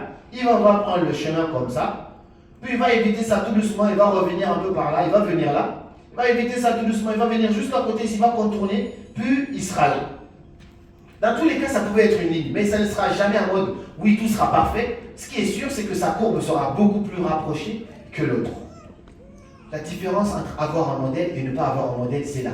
Si tu veux réinventer la roue, tu vas devoir apprendre tout seul. Combien de temps ça va prendre? C'est pour ça, même Tony Robbins nous dit, c'est 2 fois plus facile d'avoir le physique de tes rêves quand tu as un coach sportif et quand tu n'as pas de coach sportif. Parce que ça te guide d'une certaine manière, il sait ce qu'il faut, il ne sait pas ce qu'il faut. Par contre, si c'est tout seul, ça va te prendre. C'est pourquoi les acteurs qui font des... comme vous voyez Black Panther, les mecs musclés qui sont dedans, ils ne se sont pas entraînés eux seuls et puis ils viennent, oui, prenez-moi, c'est bon, je suis là. Non, on met à disposition un entraîneur sportif entraîné spécialement pour ça. Donc il va les prendre en 2 mois, il peut passer de gros ventre à abdos. En 2 mois. Mais parce qu'il y a quelqu'un qui connaît le chemin, qui lui montre. C'est pour ça que c'est hyper important d'avoir un modèle. L'une des clés de la réussite se trouve dans la modélisation. La modélisation, je la mets en 3 paquets. Premier paquet, c'est-à-dire il faut trouver un modèle. Peu importe ce que tu veux faire comme métier, il faut qu'il y ait quelqu'un qui t'inspire dans ce sens-là. Peu importe. Deuxième étape, au-delà d'avoir un modèle, il faut assimiler ton modèle. Assimiler, c'est-à-dire l'étudier, l'analyser tellement que parfois même on va dire que tu es une photocopie. C'est pas grave, mais c'est pas ça notre but. Et ensuite, le 3e niveau, du coup, 3e paquet, c'est d'innover. Innover, c'est mettre ta petite subtilité dedans. Mettre ta petite particularité dedans. Parce que tout le monde est unique ici. Si tu sors ton téléphone, c'est un iPhone, on est combien de milliards de personnes sur Terre, mais personne ne peut ouvrir avec ses yeux si ce n'est pas tes yeux. Si tu mets ton empreinte digitale quelque part, personne ne peut le faire si ce n'est pas toi. Donc ça veut dire qu'on est tous uniques d'une certaine manière. Et cette unicité-là, c'est ce que tu vas rajouter après. Il ne faut jamais copier quelqu'un à 100%, mais il faut s'inspirer de quelqu'un. Il faut faire la différence entre copier et s'inspirer. Parce que ça, si on n'enseigne pas clairement, ça nous rattrape après. Là, récemment, en Guinée, on a tellement inspiré qu'il y a un jeune homme qui a pris aussi... il a commencé à faire concert éducatif. Sauf qu'il n'a pas trop compris ce que j'ai enseigné, je crois. Parce qu'il a pris le nom concert éducatif, déjà c'est un truc qui m'appartient. En plus, les photos de ma conférence, il prend les mêmes photos, il met derrière sur l'affiche les mêmes promesses, il dit je vais vous aider à avoir des abonnés. Lui, il a 20 000 abonnés, il veut aider les gens à avoir des abonnés. Donc il y a un petit problème. Donc finalement, les gens ne comprennent pas. Absolument tout, il copie de A à Z. Même mes slogans, il les copie tout. Je dis, il faut que je le prenne lui à coaching pour qu'il puisse comprendre que ce n'est pas ce que je voulais dire. Parce que sinon, ça ne va pas trop. Mais il ne faut pas copier, il faut s'inspirer. S'inspirer, c'est voir son style. Ça marchait, ok. Comment il a fait? Je switch ça à ma manière, parce que moi aussi, je suis unique à ma manière. Voici ce à quoi je vous invite. Ça, dans le premier niveau que je vous ai promis, voici les 4 ingrédients qu'il y a là-dedans. Premier ingrédient, savoir où tu en es aujourd'hui. Deuxième ingrédient, savoir exactement ce que tu veux, où est-ce que tu veux aller. Troisième pilier, avoir un pourquoi ultra puissant. Et le 4e et le dernier, maintenant le comment, ça passe par la modélisation. Plus rien ne se perd, plus rien ne se crée, tout se transforme. Est-ce que ça fait sens pour vous? Dites une petite musique de motivation avant qu'on enchaîne sur le point suivant, s'il te plaît. Parce que les gens sont fatigués. On va faire un truc. Mets-nous I'm not afraid, quelque chose comme ça. Yeah. Veuillez vous lever, on va faire un truc simple. Je suis embêtant, mais je suis obéi des hommes intègres. Ouais. Mettez-vous debout, s'il vous plaît. On va gagner de l'énergie avant de continuer. Ouais, voilà, je vois les gens qui s'étirent déjà. Ce qu'on va faire, c'est très simple. Tu vas regarder la personne qui se trouve à ta gauche. Tu vas lui faire un petit massage pendant 10 secondes. Après l'autre aussi. Mais il faut faire attention aux femmes déjà.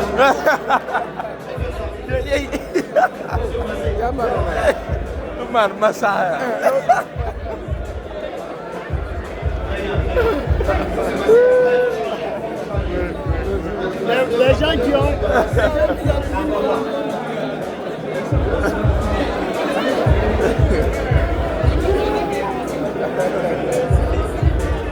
On voit certains qui profitent.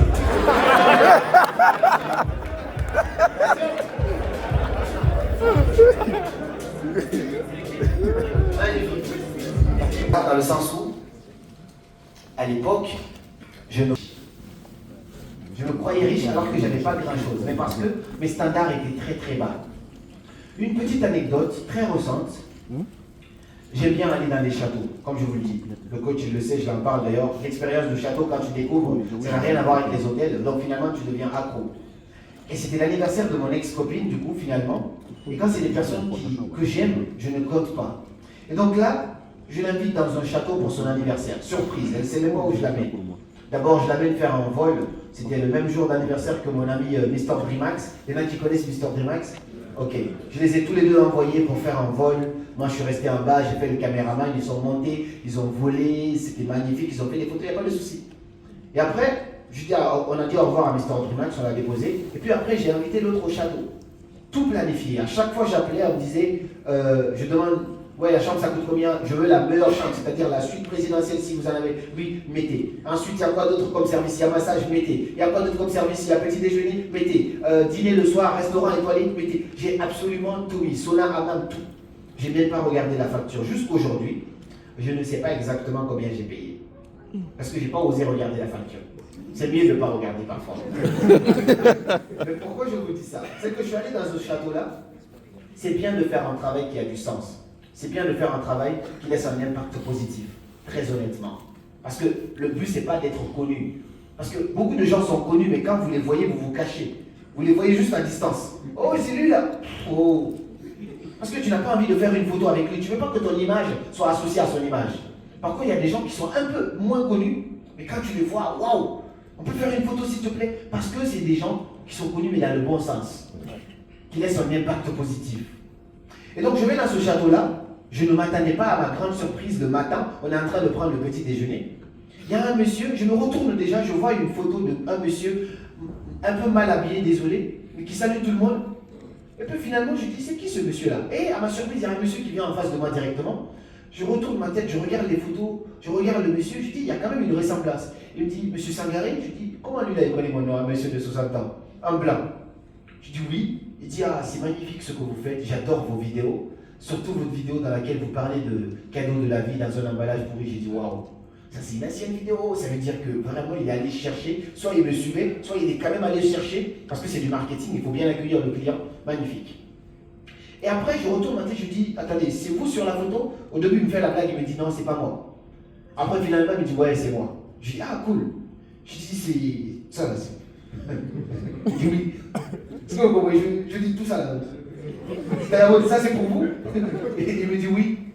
Et donc je le laisse partir, mais après je suis très curieux, je me rapproche encore, je lui dis excusez-moi, si c'est pas très indiscret, vous avez acheté ça quand? Il me dit en 2016, on a acheté ça en 2016, je lui dis oh, il me dit oui avec ma femme. Donc il voulait partir encore, je lui dis excusez-moi, si c'est pas trop indiscret, ça là ça coûte combien? Il me dit non, c'est pas cher, 10 millions d'euros avec les travaux. Donc, il a fait un coup-circuit à mon cerveau. Parce que je ne comprenais pas, il y avait deux choses qui se sont passées. Il m'a dit, c'est pas cher. Après, il m'a dit 10 millions. Donc, je vais où? C'est pas cher, 10 millions d'euros. Donc, moi, j'étais perdu. Je me dis, il s'est trompé. Je dis, 10 millions d'euros? Oui. 10 millions d'euros avec les travaux, c'est pas cher. Et ça m'a enseigné Il a vu dans mes yeux quand même, vraiment que j'étais un peu déstabilisé parce que je ne comprenais pas trop. Il m'a enseigné une belle leçon. C'est celle-ci. Tout est une question de standard. Dans la tête de ce monsieur, 10 millions, c'était la meilleure affaire à faire. Sauf que dans ma tête, 10 millions, c'était énorme quand même. Parce qu'il y a 1 million, 2, jusqu'à 10. 1 million déjà, ça fait combien de milliers d'euros? Donc c'est pas mal quand même normalement, à ce moment-là. Je vous jure que mes standards ont changé. Aujourd'hui, 10 millions, c'est pas beaucoup d'argent pour moi. 10 millions d'euros, c'est plus beaucoup d'argent. Mais il fallait que je comprenne. Merci. Mais c'est en fait, c'est à ça que je veux vous inviter parce que tout est une question de standard. Si dans ta tête, tu penses que 10 millions, c'est beaucoup d'argent, bah, ça restera beaucoup d'argent pour toi. Mais en fait, en réalité, c'est pas beaucoup d'argent parce que pour ce monsieur, c'était une très bonne affaire. C'est pas tout son argent qu'il a mis dedans, il a rénové un château, il le met en location, les gens viennent. Et pour moi, dans ma tête, c'était beaucoup d'argent. Mais c'est pas fini, j'ai une autre anecdote qui vient compléter ça. Ça, c'est très récent avant même de venir à la GK. J'ai été à une conférence. J'étais conférencier, on m'a déplacé pour juste 1 heure d'intervention, mais on devait passer la nuit sur place dans un château aussi. J'adore les châteaux, je vibre au château un peu. Je suis allé faire une conférence là-bas. Il y a encore des images, je crois. Je dois avoir des images de ça quelque part ici. Ouais, là c'était la photo du. Je suis là, hein. Faut pas croire que je suis pas là, c'est juste que je suis le seul noir. Je suis là. Voilà, je suis ici là.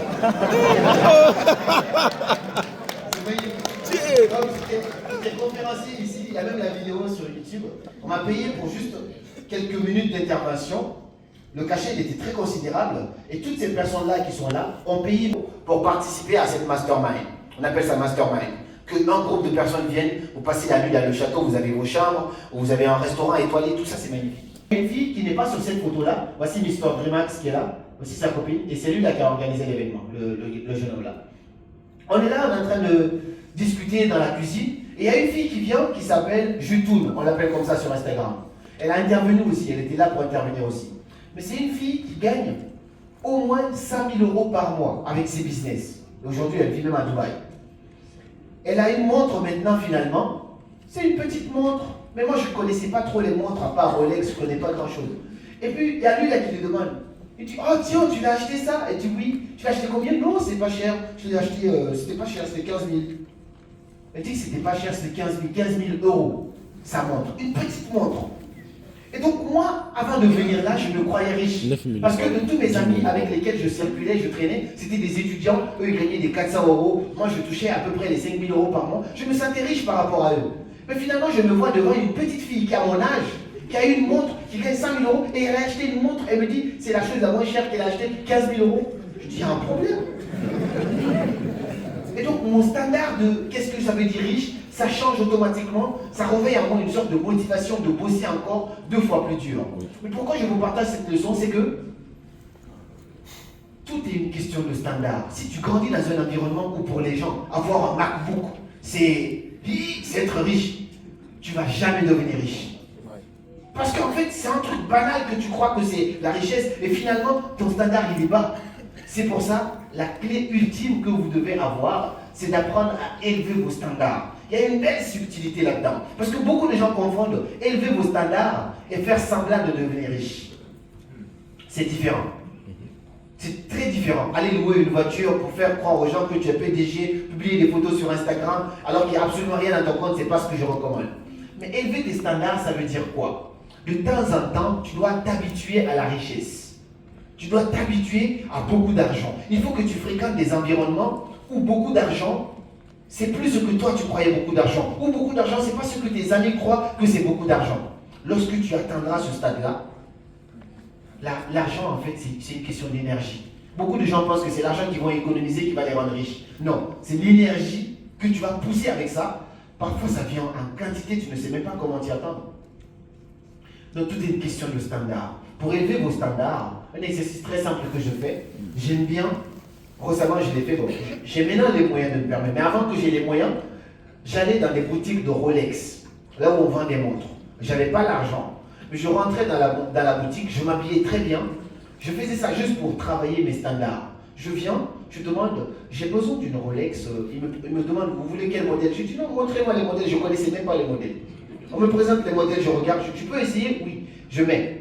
Ça coûte minimum entre les 15 000 et 25 000 euros. C'est la montre, c'est une Rolex. J'essaye la montre, je sors, je regarde un petit peu dans le miroir, je marche, je fais ça. Je peux faire une photo? Oui. Je fais la photo. Après, je dépose, je dis, je reviendrai, madame. Hein. Merci beaucoup. C'est tellement luxueux que la dame, pour mettre la montre à tes mains, elle est obligée de mettre des gants. Parce que c'est vraiment du luxe. Moi, je rentrais là, je m'amusais avec, et puis je repartais. Parce que je fais ça pour élever mes standards. Même avant de gagner un peu d'argent, ce que je faisais à nouveau, j'allais dans des restaurants. Il y a un truc à Paris qui s'appelle le restaurant Ritz. C'est l'un des grands hôtels, entre guillemets, à Paris. Il y a aussi Intercontinental Paris, le grand hôtel. Je vais là-bas, un seul café, ça coûte 8 euros. Un café, café expresso, ça coûte 8 euros.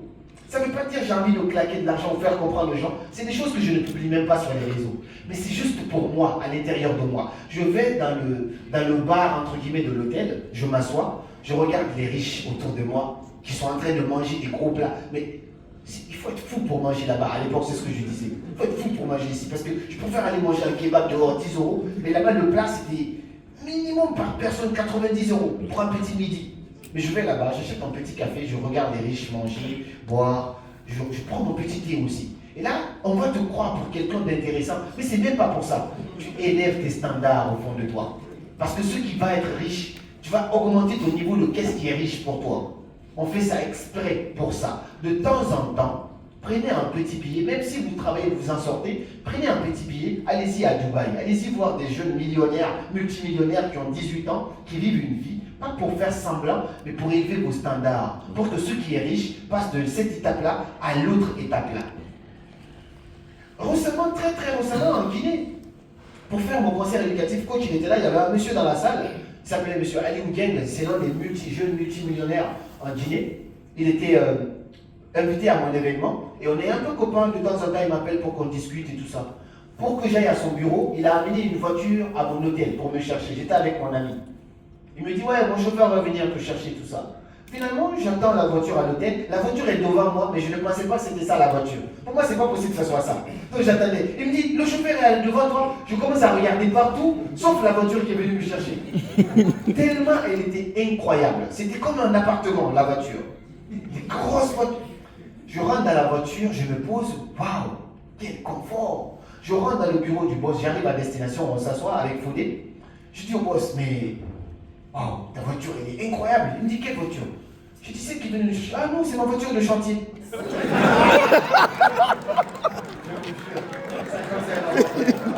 Il était dans la salle quand j'ai raconté cette blague. C'est ma voiture de chantier. Ce que moi je croyais comme un appartement. C'était incroyable. Il me dit, c'est ma voiture de chantier. Tout est une question de standard. Merci. Donc je veux qu'aujourd'hui, Oui. que vous appreniez à élever vos standards. Quand quelqu'un te dit 10 000 euros, mais tu dis, mais 10 000 euros c'est rien. Quand quelqu'un te dit 200 000 euros, tu lui dis 200 000 euros c'est rien. Quand tu penses dans ta tête que 200 000 euros c'est rien, c'est juste une question de temps. Ça va finir par venir. Parce que quand tu dois négocier 200 000 euros, tu n'as pas peur de négocier un contrat comme ça. Parce que tu sais que c'est pas beaucoup d'argent. Mais si dans ta tête, 200 000 euros c'est beaucoup d'argent, ou même on va supposer 10 000 euros c'est beaucoup d'argent, et que tu as l'opportunité de négocier un contrat avec un Chinois, comme c'est beaucoup d'argent, tu vas avoir peur de lui demander beaucoup d'argent pour ne pas qu'il refuse le contrat. C'est pour ça que tu dois élever tes standards. Tout le temps ça m'arrive. Quand j'élève mes standards, je me dis, bon je vais juste élever mes standards, je vais jouer. Avec un client, je lui dis, pour un truc que je peux vendre normalement à 2 000, mais comme je dis, lui il a beaucoup d'argent, je peux lui dire par exemple c'est 5 000. Si tu lui dis 5 000, tu dis ok, c'est parti, adjugé vendu pour mon agence de marketing. Mais si je l'avais dit 2 000, parce que j'ai peur qu'ils disent non à 5 000, ça veut dire que je ne vais jamais avancer dans la vie. Élevez vos standards, faites des exercices comme ça. Semedo me connaît. Je m'attarde beaucoup sur ce point parce que je me dis la richesse, l'argent est d'abord énergie avant d'être physique. Semedo, c'est un jeune homme qui a 30 ans, très timide, n'a pas confiance en lui, mais je fais cet exercice d'élever ses standards avec lui. Il y a un endroit où on achète des costumes. J'avais amené un costume, je ne l'ai pas mis parce que je voulais m'habiller en burkinabé. On m'a offert ça. Le gars qui m'a offert ça d'ailleurs, c'est Nongem Mega. Merci beaucoup pour le cadeau, c'est magnifique. Je suis beau dedans. Je vais m'habiller totalement en burkinabé. Donc, là où j'achète mes costumes à Paris, ça s'appelle Sweet Supply. Tous mes costumes que j'achète à Paris, c'est là-bas. Moi, c'est soit c'est de la qualité, Dieu merci, j'ai pu élever mes standards, c'est soit c'est de la qualité, soit c'est rien. Là-bas, le costume coûte minimum 600 euros. Semedo n'a jamais acheté un costume à 100 euros. Donc il a peur de rentrer là-bas. Je lui dis exercice. On est en coaching, je l'accompagne pendant 1 mois. Chaque semaine, on est ensemble. Là, ton exercice, c'est très simple. Tu dois aller dans une boutique à Paris. Tu vas exactement chez Sud Supply, tu demandes un costume jaune. Quelque chose de très rare. Tu fatigues les gens là-bas. On te donne un costume, tu essaies. Tu regardes, tu dis, on ne peut pas avoir l'épaule plus large et tout ça. On te donne ceux qui ont l'épaule plus large. Tu dis, vous n'avez pas couleur violet par exemple. C'est pour l'homme. En fait, je lui donne des exercices très difficiles comme ça. Pour lui, c'est impossible de faire ça. Mais en fait, il s'entraîne. Je lui dis, à la fin, tu ne payes rien. Tu dis, bon, je reviendrai, merci beaucoup, tu sors. Oui, mais en France, c'est normal. En France, tu peux essayer toute la journée des vêtements, tu décides de ne pas acheter, tu t'en vas. Je dis, mais tu dois faire ça pour élever tes standards. Voici les choses auxquelles je vous invite de ne pas avoir peur d'essayer de nouvelles choses, que les voitures ne soient pas des rêves extraordinaires pour vous, qu'un MacBook ne soit pas quelque chose d'extraordinaire pour vous, qu'une montre, que rien ne soit extraordinaire. Parce que si tu penses que c'est bon, si tu penses que c'est beaucoup, ce sera beaucoup dans ta vraie vie. Mais si tu penses que c'est peu, ça sera peu aussi dans ta vraie vie. Si ça résonne en vous, dites yes s'il vous plaît. Yes! Magnifique. Je sais qu'on n'a pas beaucoup de temps avant la deuxième mi-temps. Parce que comme je vous ai promis, je commence toujours par ces phases, première partie et tout ça, deuxième partie, parce qu'on va aborder la partie business. Mais je vais vous partager ce petit point quand même. Selon moi, qu'est-ce qui empêche beaucoup de créer la vie qui les inspire? Ce qui empêche beaucoup de gens de créer la vie qui les inspire, je vais citer juste 2 points. Parce que j'ai cité quelques-uns tout à l'heure, le fait de ne pas savoir exactement ce que vous voulez. Mais l'une des choses, c'est que les gens ne vivent pas dans l'être ivre. Beaucoup de gens veulent paraître. Quand tu donnes le choix aux gens, je vais te donner 100 000 euros. Mais personne ne sait que tu as les 100 000 euros, tu vis normal. Ou plutôt, je vais faire semblant, je vais t'aider à faire semblant d'avoir 100 000 euros. Beaucoup de gens préfèrent faire semblant d'avoir 100 000 euros, c'est-à-dire avoir des Instagram jolis, des belles voitures, ainsi de suite. Regardez la différence entre 2 hommes. Lui, c'est Tony Robbins. C'est la photo que j'ai prise de lui derrière. Il était la vidéo. Ça, c'est Tony Robbins. C'est un monsieur qui a à son portefeuille personnel, je ne parle pas de ses sociétés, parce qu'il a plus de 150 sociétés aux États-Unis maintenant, avec des chiffres d'affaires élevés à plus de 4 milliards de dollars. Mais en poche personnelle, c'est un monsieur qui a 620 millions de dollars en 2024, quand on regardait. 620 millions de dollars. Tout à l'heure, je disais 10 millions, c'est beaucoup, non? 620 millions de dollars personnels. C'est un monsieur qui est devenu tellement riche que pour faire ses conférences, d'habitude, il prenait des billets pour ses membres de l'équipe, ainsi de suite, quand ils vont voyager en Europe et tout ça. Là, il a acheté un avion privé. Non, je n'ai pas dit jet privé. Avion privé. Comme ça, toute son équipe, avec tous les matos, ils quittent les États-Unis pour venir faire la conférence. Ils reviennent encore en septembre prochain en Cologne. Je vais y être encore, Inch'Allah, si je ne suis pas malade. C'est ce monsieur-là. Mais regardez comment il est habillé. 600 millions de dollars. Regardez ses baskets, Nike. Ensuite, un pantalon, pendant 4 jours, il avait toujours le même pantalon, le même t-shirt, la même casquette. Je ne comprenais pas. Toujours, je vous jure, 4 jours de séminaire, il n'a pas intervenu les 4 jours, il est intervenu 2 jours parce qu'il est vieux maintenant, il a 65 ans. Donc, quand il vient, c'est de 8h à 23h, si tu veux pas. Mais quand il ne vient pas non plus. Donc, même t-shirt, même montre, même casquette, même pantalon, même basket. Quand tu prends tout ce qu'il a porté, à part sa montre, ça ne fait pas 500 euros. Pourtant, il a 600 millions. Et puis, j'ai regardé la vidéo de ce monsieur-là, qui est à côté ici. Il n'a même pas 200 000 euros sur son compte. C'est des gens qui vivent le jour au jour. Il a un bonnet, apparemment, il a acheté ça à 15 000 euros. Ce bonnet pourri là. Ouais, c'est Gucci, si vous ne connaissez pas. Ensuite, ce t-shirt-là, dans la vidéo que j'ai regardée, vous pouvez la retrouver, vous tapez Lewis, vous allez trouver. Il dit que ça coûte 7 000 euros. Le pantalon là, il dit que ça coûte, je ne sais pas, 10 000 euros. Après, il y a une chaussure de merde, blanche, qui coûte apparemment 37 000 euros.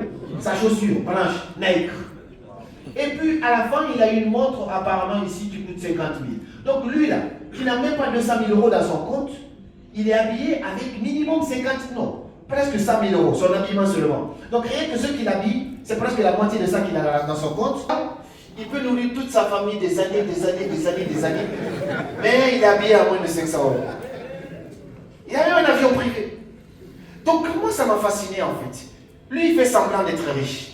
Lui, il est riche, mais il n'a même pas besoin de le montrer. Parce que les vrais riches n'ont même pas besoin de riches. Donc, moi, je veux vous inviter à être dans l'être. Il faut que le compte bancaire soit solide, mes investissements soient solides, plutôt que mon Instagram soit solide, ou que les voitures semblantes. J'ai commencé à gagner un peu d'argent seulement, je m'achète une voiture. C'est ça le rêve de beaucoup de jeunes hommes en Afrique. Malheureusement, c'est pourri. Pendant combien de temps je faisais du vélo? Et c'était pas seulement faire du vélo parce que c'est beau. Non, c'était vélo à l'hiver, 45 minutes pour aller bosser. J'avais les moyens d'acheter une voiture, mais selon moi, ce n'était pas le moment. Et j'ai toujours acheté mes voitures en fonction de mon niveau de vie. D'abord à pied, ensuite vélo pendant plus de 8 mois au Futuroscope, ensuite Peugeot 206. Je l'avais acheté en occasion 1200 €. 1200 € j'ai acheté ça, en plus c'était tellement solide, j'ai été même à la montagne avec, à la neige et tout ça. Comme moi, c'est pas parce que c'est cher que ça roule. Hein. J'ai fait ça, ensuite 2 ans plus tard, j'ai eu les moyens de m'acheter une décapotable, une Renault décapotable, parce que mon rêve de gosse c'était ça. Mais j'achetais toujours en fonction de mon niveau. Ça ne voulait pas dire que je n'avais pas l'argent d'acheter une voiture chère derrière, mais j'allais en fonction de mon niveau. Parce que pas besoin d'impressionner les gens qu'on te donne une vie que tu n'as pas. Quand j'ai fini avec ma Renault Mégane, parce que ça aussi c'est une longue histoire et c'est arrêté en cours de route, le moteur a cassé, j'ai dû la vendre directement. Aujourd'hui je roule dans une Mercedes AMG. Même ça, jamais, très rarement, je ne me rappelle pas si quelqu'un a déjà vu ma voiture personnelle sur les réseaux. Pour dire voici ma voiture.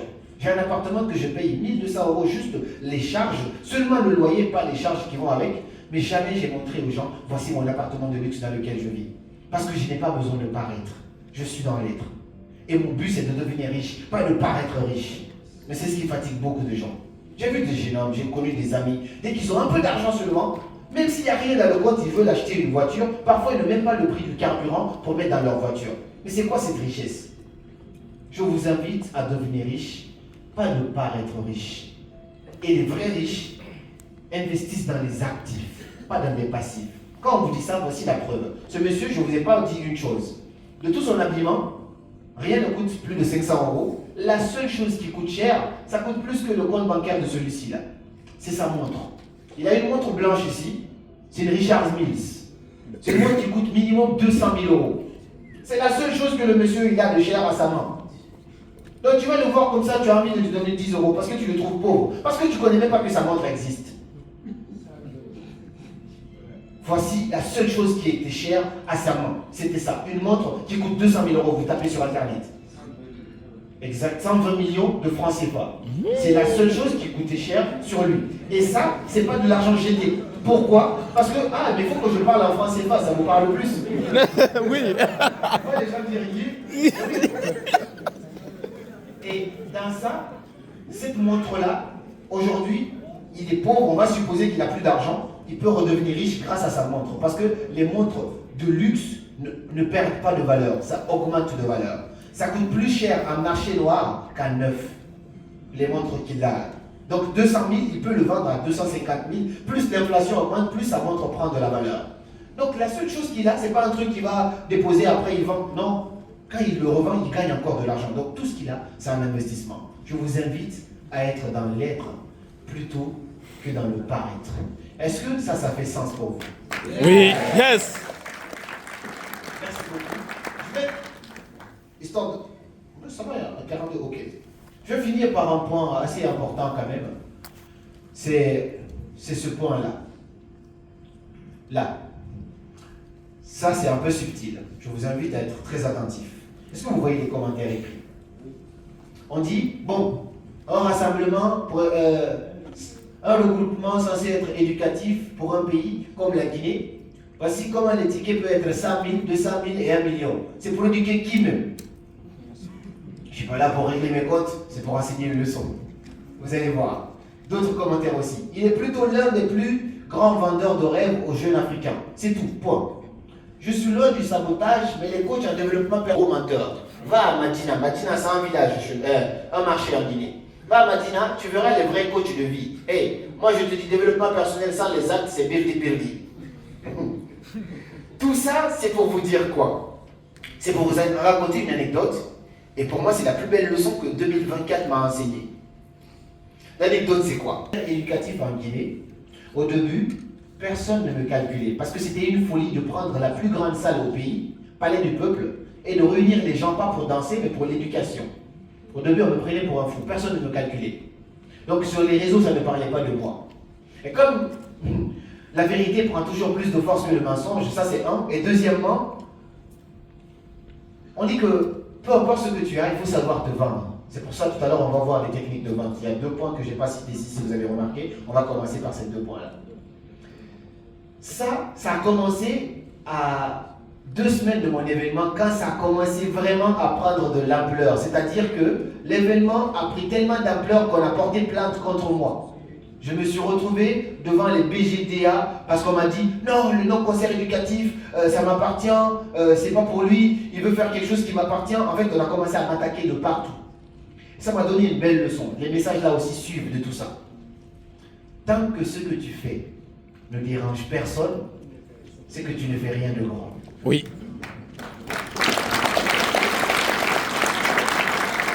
Si j'avais pas commencé à recevoir ça, mon concert n'allait pas avoir du succès. On n'allait pas remplir la salle jusqu'à ce que les gens se battent pour pouvoir entrer dans la salle. Mais si tu fais un événement ou tu fais un projet, tout le monde t'applaudit. Félicitations, c'est bien. Il n'y a pas plus, il n'y a pas moins. Change de projet. C'est pas le bon. Tant que ce que tu fais ne dérange pas, on n'a pas commencé à te critiquer, à te mettre des bâtons dans les roues, à te détester, à te dire que tu es fou, remets-toi en question, augmente encore ton rêve. C'est que ton rêve n'est pas assez grand. C'est pour ça que je vous invite à faire des choses qui dérangent. Tu es sur quelque chose, tu sens que ouais, là, je commence à déranger les gens. La preuve, ça a tellement dérangé que le Premier ministre du pays s'est pointé à notre événement, sans invitation. Ouais, justement, il est témoin. Sans invitation, il est venu pour faire son bruit, ainsi de suite. Mais tant que ce que tu fais, ça c'est pas seulement la Guinée, ça c'est dans tout le monde entier, même au Burkina Faso, quand tu es sur un projet, remarque les signes et que des gens commencent à te critiquer, les gens commencent à te dire tu es fou. De la même manière qu'on disait que Cosimo il était fou quand il faisait de la vente ambulante à vélo. De cette même manière-là, quand on commence à te dire que tu es fou, on commence à te critiquer, tu es sur la bonne voie. Mais si tout le monde t'acclame, tout le monde t'applaudit, tu n'as pas d'ennemis et même ça, ce n'est pas des super fans, il faut changer ton projet, augmente ton rêve. Il faut du challenge pour pouvoir faire des choses qui changent les choses. Il faut du challenge, il faut faire des choses qui dérangent, qui font bouger les choses pour changer le cours de l'histoire. C'est pour ça que j'aime bien dire une chose. Qu'on m'aime ou qu'on me déteste, ça me va bien. À partir du moment où on n'est pas indifférent à moi. Qu'on m'aime à la folie. Oh, carrément, je l'adore. Franchement, j'adore ce qu'il dit. C'est magnifique. Bien. Carrément, je le déteste. Il raconte des conneries. Lui, là, c'est un vendeur de rêve. Bien. Mais, oh, carrément, ok. Je veux pas de ça. Qu'on m'aime ou qu'on me déteste, je le préfère. Mais quand même profondément, ou qu'on me déteste profondément, je préfère ça plutôt qu'on soit indifférent à moi. Notre mission sur cette terre, c'est de réveiller cette lumière qui sommeille à nous, pour devenir à notre tour une source de lumière pour des dizaines, des centaines, voire des millions de personnes. On dit l'Afrique libre, l'Afrique nous vaincrons ou la mort. Et c'est ça la philosophie. Notre mission aujourd'hui, c'est de réveiller les consciences. On nous traitera de fous, on nous traitera d'arnaqueurs, on nous traitera de dérangés dans ce chemin-là. Mais c'est un chemin qu'on a choisi. Et je vous invite à ça. Si tu te couches aujourd'hui, après cette conférence-là, tu as un rêve de lancer un projet, de faire un business, d'entreprendre quelque chose, mais que tu parviens à dormir tranquillement, il n'y a pas d'adversité, même toi, tu dors tranquillement, c'est que ton rêve n'est pas assez grand. Si tes rêves ne t'empêchent pas de dormir, c'est qu'ils ne sont pas assez grands. Il faut que mes rêves m'empêchent de dormir. C'est-à-dire, quand je me couche, mon cœur il bat tellement, je me dis non, il faut que le jour se lève là. Et dans ce cas-là, je sais que je suis sur la bonne voie. Alors je veux que tu regardes la personne qui se trouve à ta gauche ou à ta droite, tu lui dis 200 000 € c'est rien mon pote. 200 000 sérieux, c'est rien. 200 000 € c'est rien. 200 000 € c'est rien.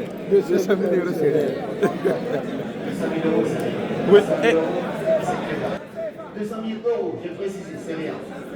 150 millions. 100 millions, c'est rien. Merci. Il faut que tu serves quelqu'un d'autre encore, tu lui dis 120 millions, c'est rien. 120 millions, c'est rien. 120 millions, c'est rien. 120 millions, ce n'est rien. Merci. Et on aura une belle deuxième partie tout à l'heure. Il y a 2 points que je n'ai pas signés ici tout à l'heure. Je vous ai dit il y avait 3 niveaux. Il y avait 3 niveaux. Ça, c'était le niveau numéro 1. On a encore 2 niveaux. On va aborder ça parce que... Et ensuite, j'ai aussi prévu de vous partager, vous apprendre à développer. Avec ces compétences-là, on peut vous mettre sur une terre où il n'y a pas d'humain, vous allez quand même faire de l'argent. Et c'est ce qu'on va essayer d'aborder aujourd'hui, tout à l'heure, avant d'aller sur la partie réseaux sociaux. Et ça, c'est juste dans la deuxième partie. Il n'y aura pas de pause, c'est one shot. Parce qu'on m'a dit, il y a FESPACO. On ne va pas être concurrent à FESPACO. On fait notre travail. Et puis après, on se sépare. Pour les VIP, on se retrouve, on passe un bon temps ensemble. Tranquillement, on peut discuter et tout ce qui va avec. Mais je ne peux pas faire cette conférence-là sans prendre le temps de vous présenter, vous le connaissez déjà de toute façon, de demander ici sur scène quelqu'un qui m'a bien accompagné quand même au pays des hommes intègres ici. La vérité, c'est que cette conférence-là n'aurait pas eu lieu sans cette personne-là. Parce qu'il y a toute une question de fraternité dans tout. Et voir que deux personnes qui excellent dans leur domaine se donnent la main pour essayer de faire bouger les choses en un objectif commun, ça se dit et ça se voit que notre mission, ce n'est pas de gagner de l'argent, c'est plutôt de changer la vie des gens. Beaucoup de gens n'osent pas s'associer parce qu'ils pensent qu'il y a un conflit d'intérêts. Oh, lui va prendre un peu de mon argent. Non, ce qu'il fait là, moi, je n'aurais dû faire ça, ainsi de suite. Mais vous avez vu combien de lives de nous passer ces derniers temps? Parce qu'on n'est pas du tout dans une question de conflit d'intérêts. On est dans un objectif commun. On a une mission. Cette mission-là, c'est de changer des vies. On est né pour ça. Ici, là, sans plus tarder, je vais vous demander, avec la dernière énergie possible, déjà de vous lever, qu'on nous mette une musique d'énergie incroyable pour qu'on puisse accueillir ici encore une masterclass incroyable. Juste avant d'aller en pause, vous allez recevoir. On patiente un petit peu. Ok. Bon, du coup, DJ, tu peux me mettre quand même de la musique burkinabé, là, on va danser quand même avec tout le monde, là, avant qu'on le fasse. Une musique que j'ai découvert. Yeah. Ça, j'aime bien. Ça, j'aime bien.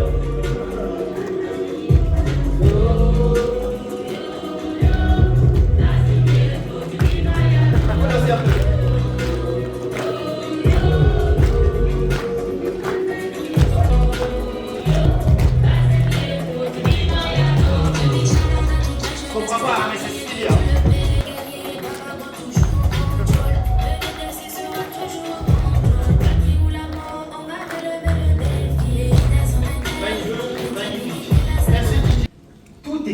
D'énergie.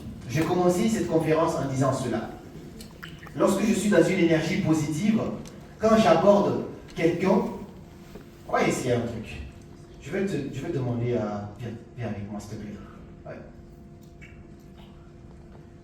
On va supposer que je suis dans une basse énergie. Quand je suis... Approche un peu. Je me permets de te tutoyer parce qu'on est trop dans le tu en France.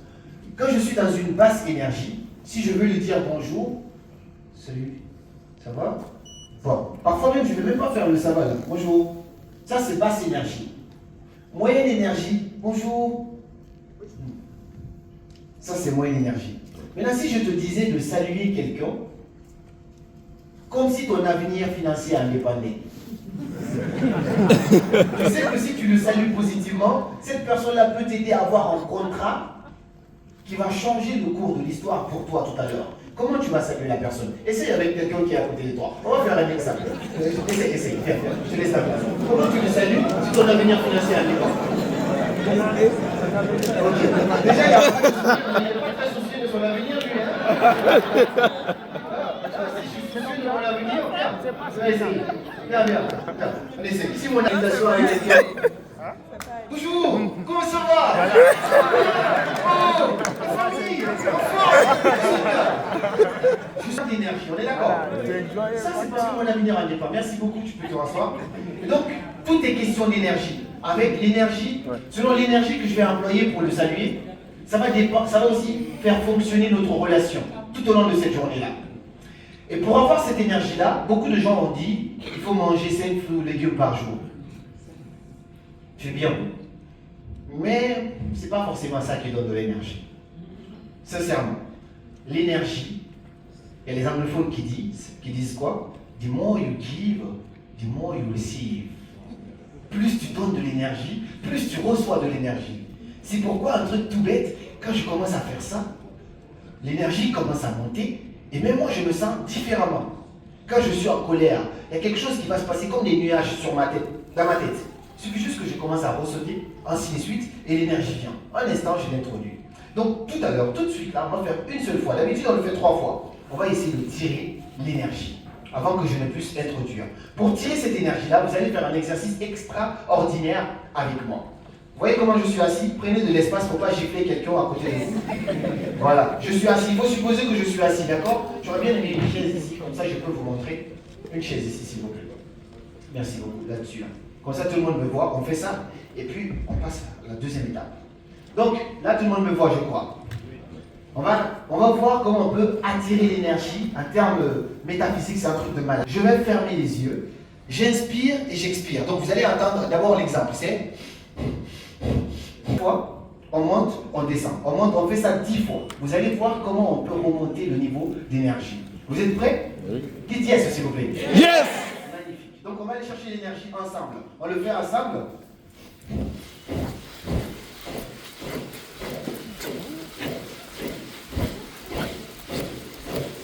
Stop. On pose, on inspire profondément. Et puis on expire. On inspire encore profondément. Et puis on expire. On inspire encore profondément. Et puis on expire. Une dernière tentative.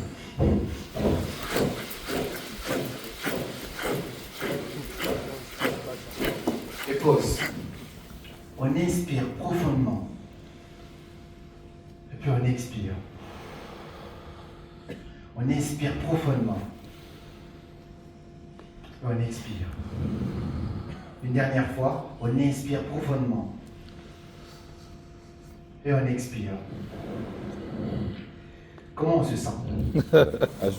Extraordinaire normalement. Même ceux qui sont en dépression, ils ont oublié qu'ils ont coup de mal. Oui. Donc là, merci beaucoup d'avoir joué le jeu.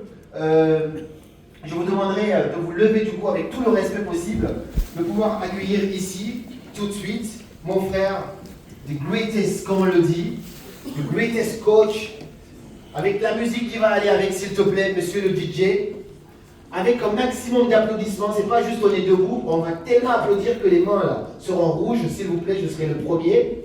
Un maximum de bruit. DJ, s'il te plaît, pour le coach, greatest, Simon Ouedraogo, s'il vous plaît.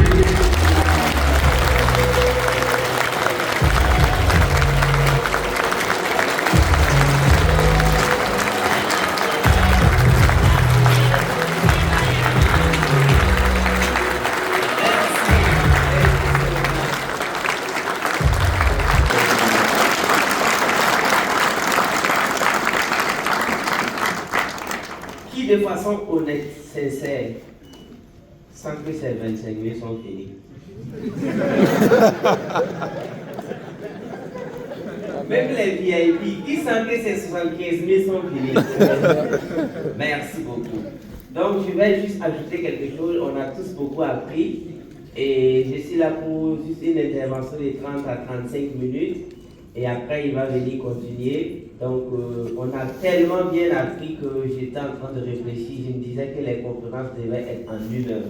Pour que les gens, parce que trop de viande, ça ne gâte pas la sauce, mais à un certain moment, si c'était en 1 heure, on capte tout et on a tout à réussir. Et comme on l'a su bien dit, je crois que les séances de photos et tout est fini. Donc, tous ceux qui ont l'air portable se lever, on va les baisser pour que je commence, s'il vous plaît. C'est bon? Donc on va tous se lever, on va faire 1 minute de silence rapidement en la mémoire de la...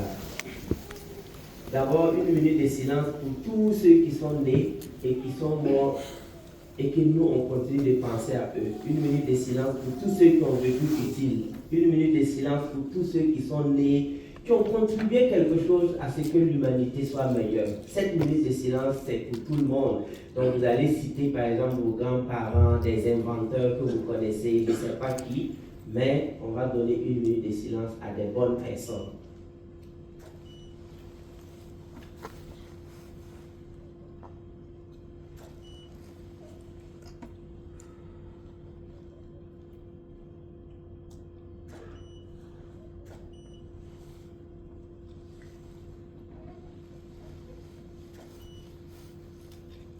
Merci. Thank you so much. Merci beaucoup. Merci. Donc, comme chez moi, aujourd'hui, je vais peut-être parler de l'internationalisation et du sérieux. Comme vous l'avez tout bien entendu, il a tout simplement dit en mieux sait ce qu'il faisait. Donc toute chose, ça commence de l'intérieur avant que ça s'externalise.